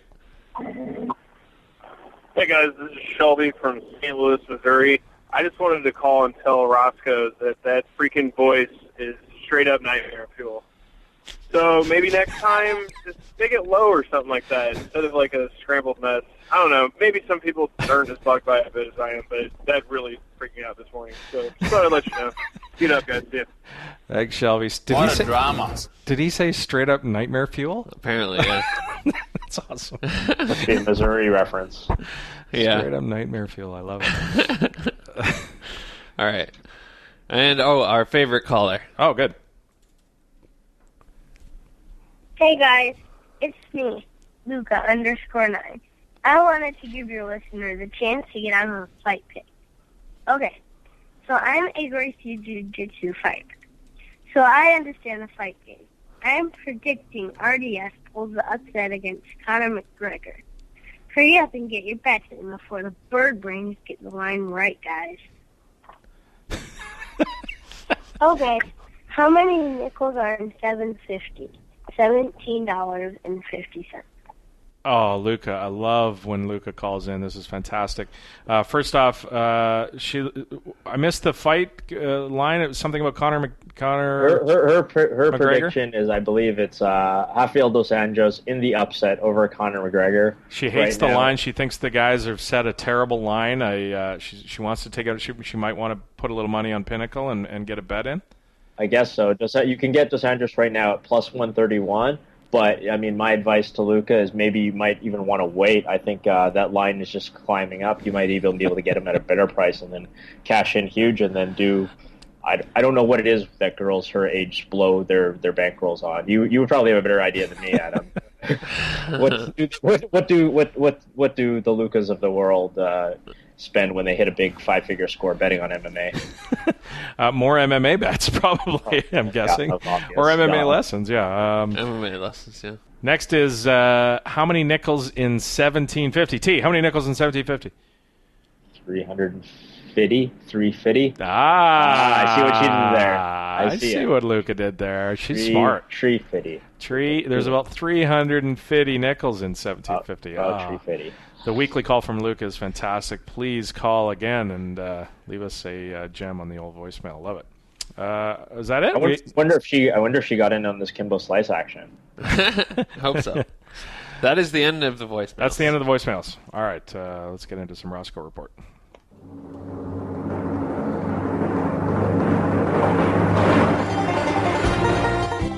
Good old Roscoe. Sure glad he's all right.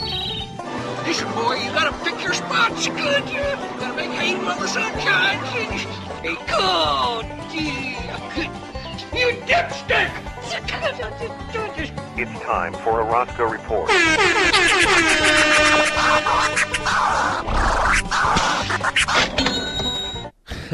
What is the PLOQuickPro.com concept of the week? That would be cutoff and button ranges and dynamics of playing from those positions. All right. The best positions.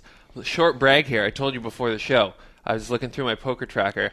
This year, I've played about 40,000 hands, so about 7,000 or 8,000 on the button. Terrence, can you guess my win rate on the button? Oh, that's always a really good question.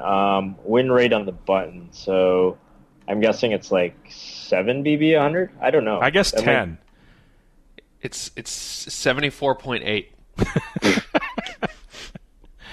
I guess the position thing matters. Sample size too, maybe. Yeah, but the position thing kind of matters a little. Yeah, no kidding. No, I knew it was an underestimating. I didn't think it was that. But it's definitely going to be more than 7 over the long term. But yeah, it's probably under 70. It's good. Yeah, I think you might regress a little bit there. Okay. Otherwise, you could just fold in every other position and still make a gigantic profit. Yeah, right? I know, right? Cutoff's pretty good too. All right, hand number 1 is the 25-cent big blind pot limit Omaha Zoom on Stars. You are on the button with the King Jack 10-7, King Jack 7 of clubs. 3 clubs and a spade. King Jack 10-7. So first of all, is this a hand that you would play on the button? We're in the button, yeah. Yeah. I'm playing that. Yeah, under the gun raises to 75, fold. You flat on the button. Yeah, I'm playing that one as well. John says it's correct to play between like 55 and 65% of hands on the button. Wow, yeah. Nice. It's definitely a top 55% hand, I think. Yep, indeed. So the button calls, so 3 to the flop. The flop is Jack 6-4, Rainbow 1 club. Again, you have King Jack 10-7, flop Jack 6-4, 1 club. Big blind checks, the under the gun checks, and you bet $1.50. Okay, let's. I just want to talk about this. This is a interesting concept right here. I like the bet on the flop if you're going to fold to a raise because you've got no real backdoor. You got no real draws other than top pair. Uh-huh. So if you're going to represent a hand here, that's fine. But I think I'm going to check here most of the time, check behind.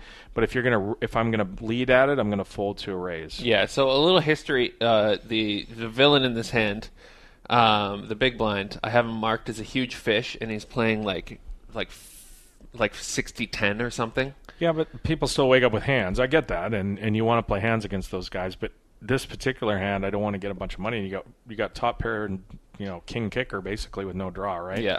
So you don't really have a ton of equity if you're going to get a bunch of money in there. So anyway, just other T. Do you agree or disagree with that? Yeah, my standard line here is probably to be bet folding. I mean, I think that because of the absence of draws also is another reason to bet fold, because if he's check raising you, it's going to be so often with a made hand that your hand isn't going to do so well against. I mean, he won't have Jack 6 very well. I mean, if he's playing 60% of hands, maybe he will show up with Jack 6 once in a while. But like your range, you're mostly building the 2-pair type hands and of course the backdoor flush and the backdoor straight as a little bit of the equity. But yeah, I would be inclined to bet fold on the flop. All right. So again, so the flop action goes check to you. You. And I would also say if we do think the guy is really spazzy post flop, like a lot of guys are really loose pre and really spazzy post, and if he's one of those really spazzy ones post, maybe just check it back, take a free card. Yeah. All right. So again, check. You bet $1.50. Big blind raises to 575. The pre-flop raiser folds, and you call. The turn is the queen of spades. So now it's. Queen of spades, Jack of spades, 6-4 is the board. Again, you have King Jack 10-7, so you end up picking up an open ender on the turn. The big blind bets 10 into $14, and you flat the 10. I don't like this one much either. Your hand didn't improve all that much. yeah, you have an open-ender, but spade. Are you playing to bluff the river if you brick it? I mean, I assume you're calling because you got an open-ended straight now. Depending on what happens, yeah. Well, like you said, the open-ended straight is not enough equity by itself, but maybe the open-ended straight combined with the side cards of potential. What? Like if a jack comes, you're calling a shove? Like, yeah, it's just a weird. You just never know where you're at in this hand, which is why you want to fold on the flop. Anyway, the 7 of spades. Sorry, a bet call. There's 7 of spades on the river, which brings the backdoor flush. It is now Jack 6-4, Queen 7. You make 2 pair on. You make 2 middle pair on the river. He checks. You bet 16 and he calls 16. So you're bet there to bluff, obviously. Yeah, I guess so. Backdoor flush draw. Yeah, you get yourself in these terrible spots, right? When you make these calls on the flop, when. I think we both agree that you should probably fold there. Obviously, you lost the hand, I'm guessing. I think this hand was a bit of a mistake. Yeah, he had 8-8-3-5. 8-8-3-5, so he had an open-ender and made it on the river. Yeah, and then I shouldn't have bluffed. Obviously, first as a guy who is a station, and... well, especially when he checks the river, like, yeah, spades made it, but... And I have showdown value now. Yeah, is he gonna... Anyway, I think we've talked this one. A bit of a silly hand. All right, the next hand, you are on the button again. You have 132. You have a shitload of big blinds. You have almost 500 big blinds. You are, again, on the button. Full fold call in the cutoff. You raise to $1.10. Fold, small blind. The big blind calls, the cutoff calls 3 to the flop. You have ace, king, jack, 7 with the ace, 7 of clubs, king, jack of hearts. You had a giant hand here. All right, 3 to the flop. The flop comes jack, jack, 10, rainbow. Again, you have ace, king, jack, 7, so you flop tops, trips. Big blind checks. The cutoff checks. You bet $2.80 into a $3.40 pot.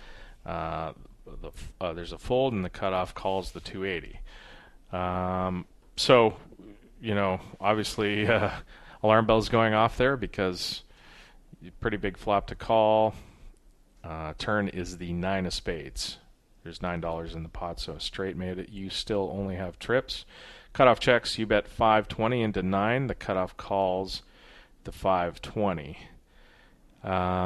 That's a tough spot, I guess. Yeah, I think I like the bet actually on the turn. Now that I think about it, you bet like 60% of the pot.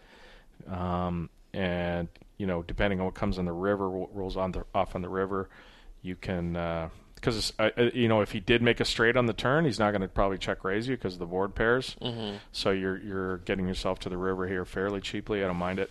The river is the 5 of spades. You can also get to the river for free since we're in position. You can, but then some bad cards can roll off. I guess I like the bet on the turn. You don't like it, T? I don't know if I don't like it, but I'm inclined to check just because like these cards are so clustered together. They're such a good it would really suck to get check raised off the hand because we're almost certainly drawing live at the very least. I don't think getting check raised off here is bad. I think you're dead. I did have the I think you're dead every opponent time. in this hand marked as a fish again, but yeah. It's unlikely you'd be dead because the ace and the king are clearly. No, I mean dead at the moment. You're obviously got the worst hand. If you get check raised here on the turn, you're almost never good. Yes, you have. Yeah, you're clearly mucking. If you that's what I'm saying is getting check raised off the hand sucks in the sense that you don't get to realize your equity.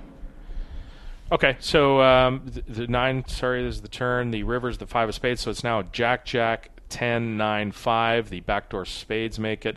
The cutoff checks after check calling the turn, and you now bet full pot, and the cutoff calls. I hate the bet on the river. I don't know what you're representing there when he gets check called. Yeah, I think I'm just checking behind. Yeah, you just kind of do the check and pray, right? Yeah, and hope that you have enough equity. He just had random queen jack and side cards or king jack and side cards. Yeah. So I'm guessing you tried to bet the river to get a straight to fold. Is that get a straight or flush to fold? But as it turns out, it was a value bet. Oh, what did he have? He had Queen 9-4 rainbow. Queen 9-4. So you bet the full pot, and he called the river with 2 pair, and you won. Yeah. Okay. Nice. All right. So you love it when your bluff was a value bet.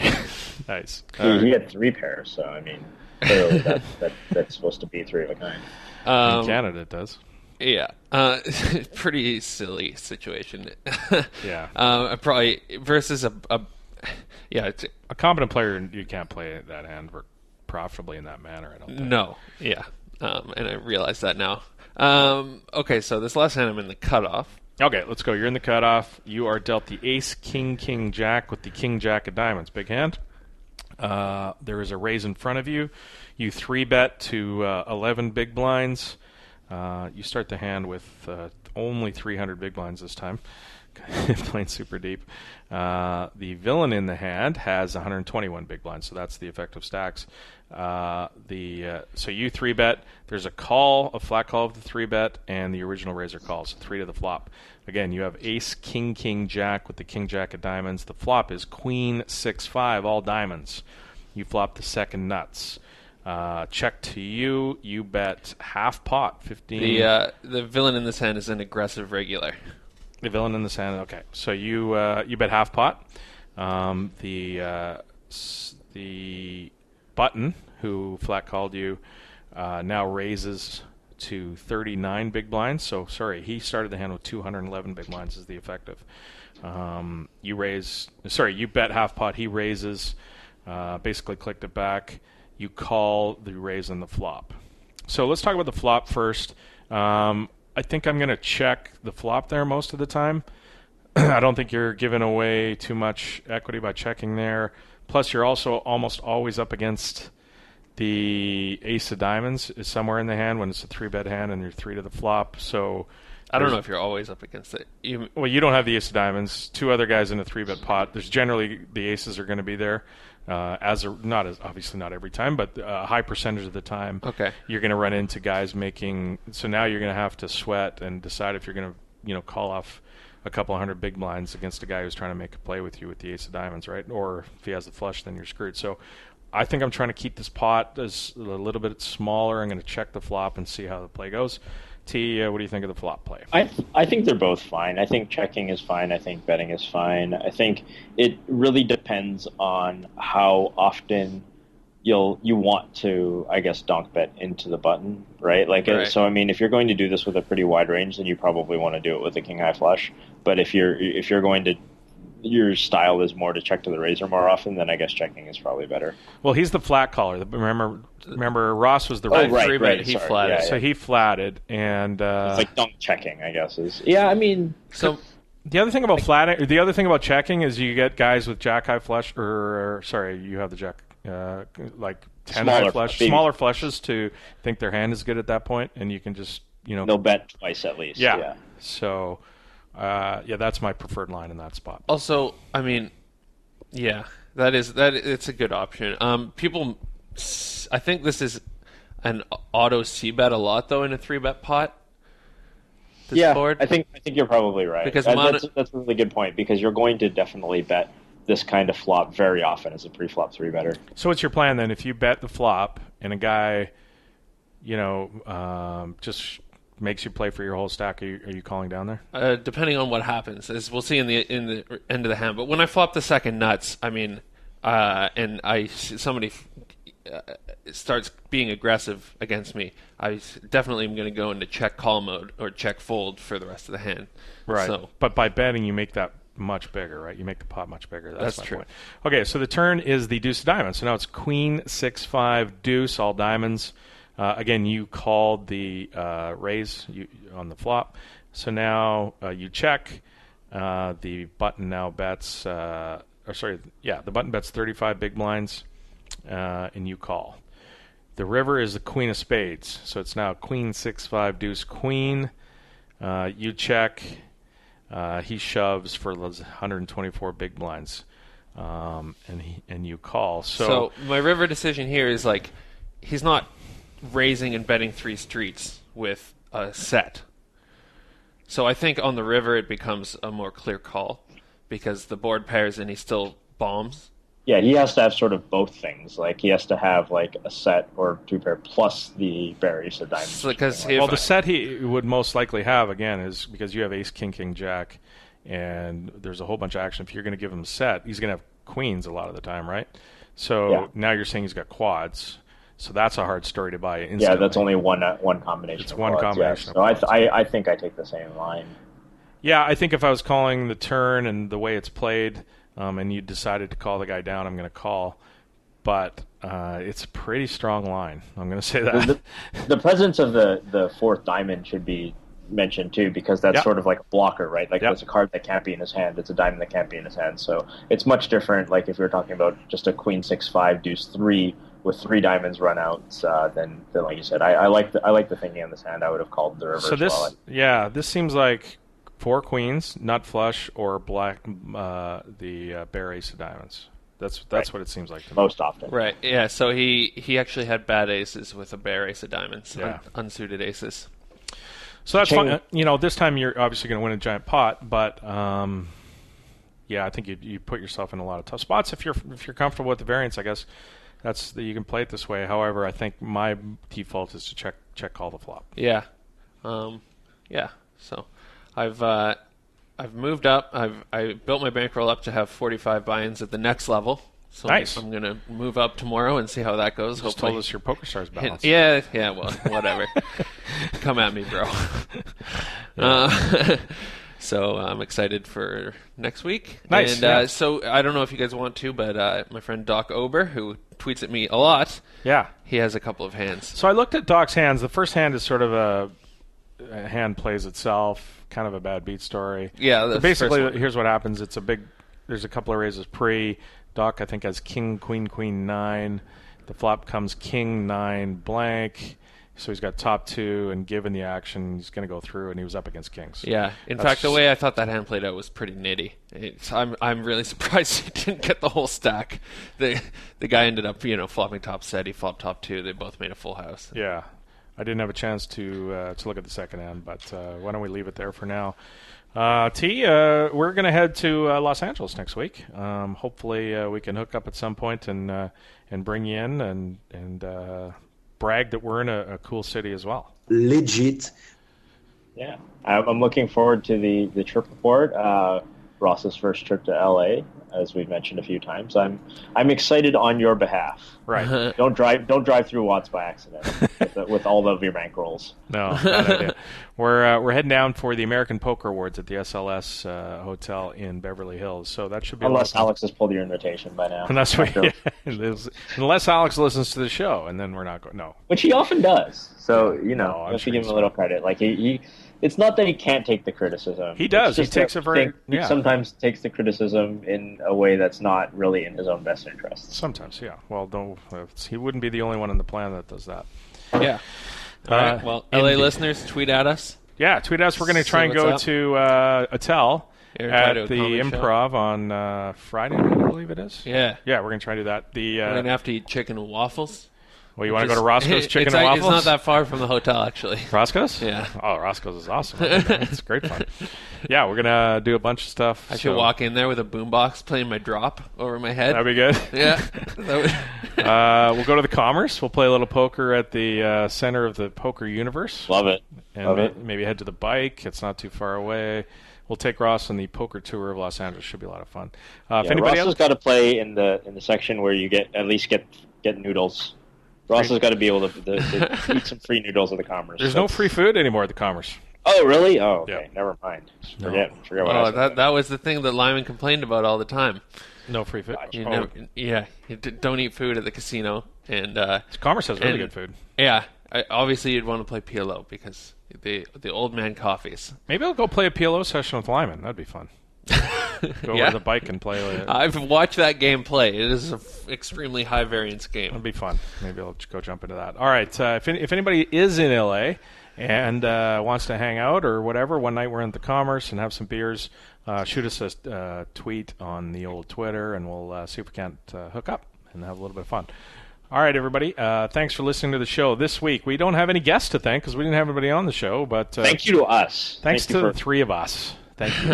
I'm thanking myself. Thanks to all of our listeners for sending in awesome mailbag and voicemail content. That's the biggest one we got to thank. Thank you for listening to the show and giving us these fantastic emails and voicemails. Please continue. We are bear dry again, or bone 400 dry. next week. This is 400. Yeah, give us a little tribute on the 400th show. So, thanks for listening. We will talk to you next week. Crap. Fuck. Doesn't matter, does it? Nice You just say they're execution. down to You're 4 doing players. terrific. Choose one of them. Okay. Yeah, just cut it and we're down to 4 players. Okay, keep going. Edit this, Ross. And the second part was... There wasn't a second part. Yeah, there was 2 parts. She didn't send me a second part. No, the second part of the call. After the fight, what did she say? Oh, let me pause. Thanks for joining us. The 2+2 Pokercast has been presented to you by the PokerStars VIP Club.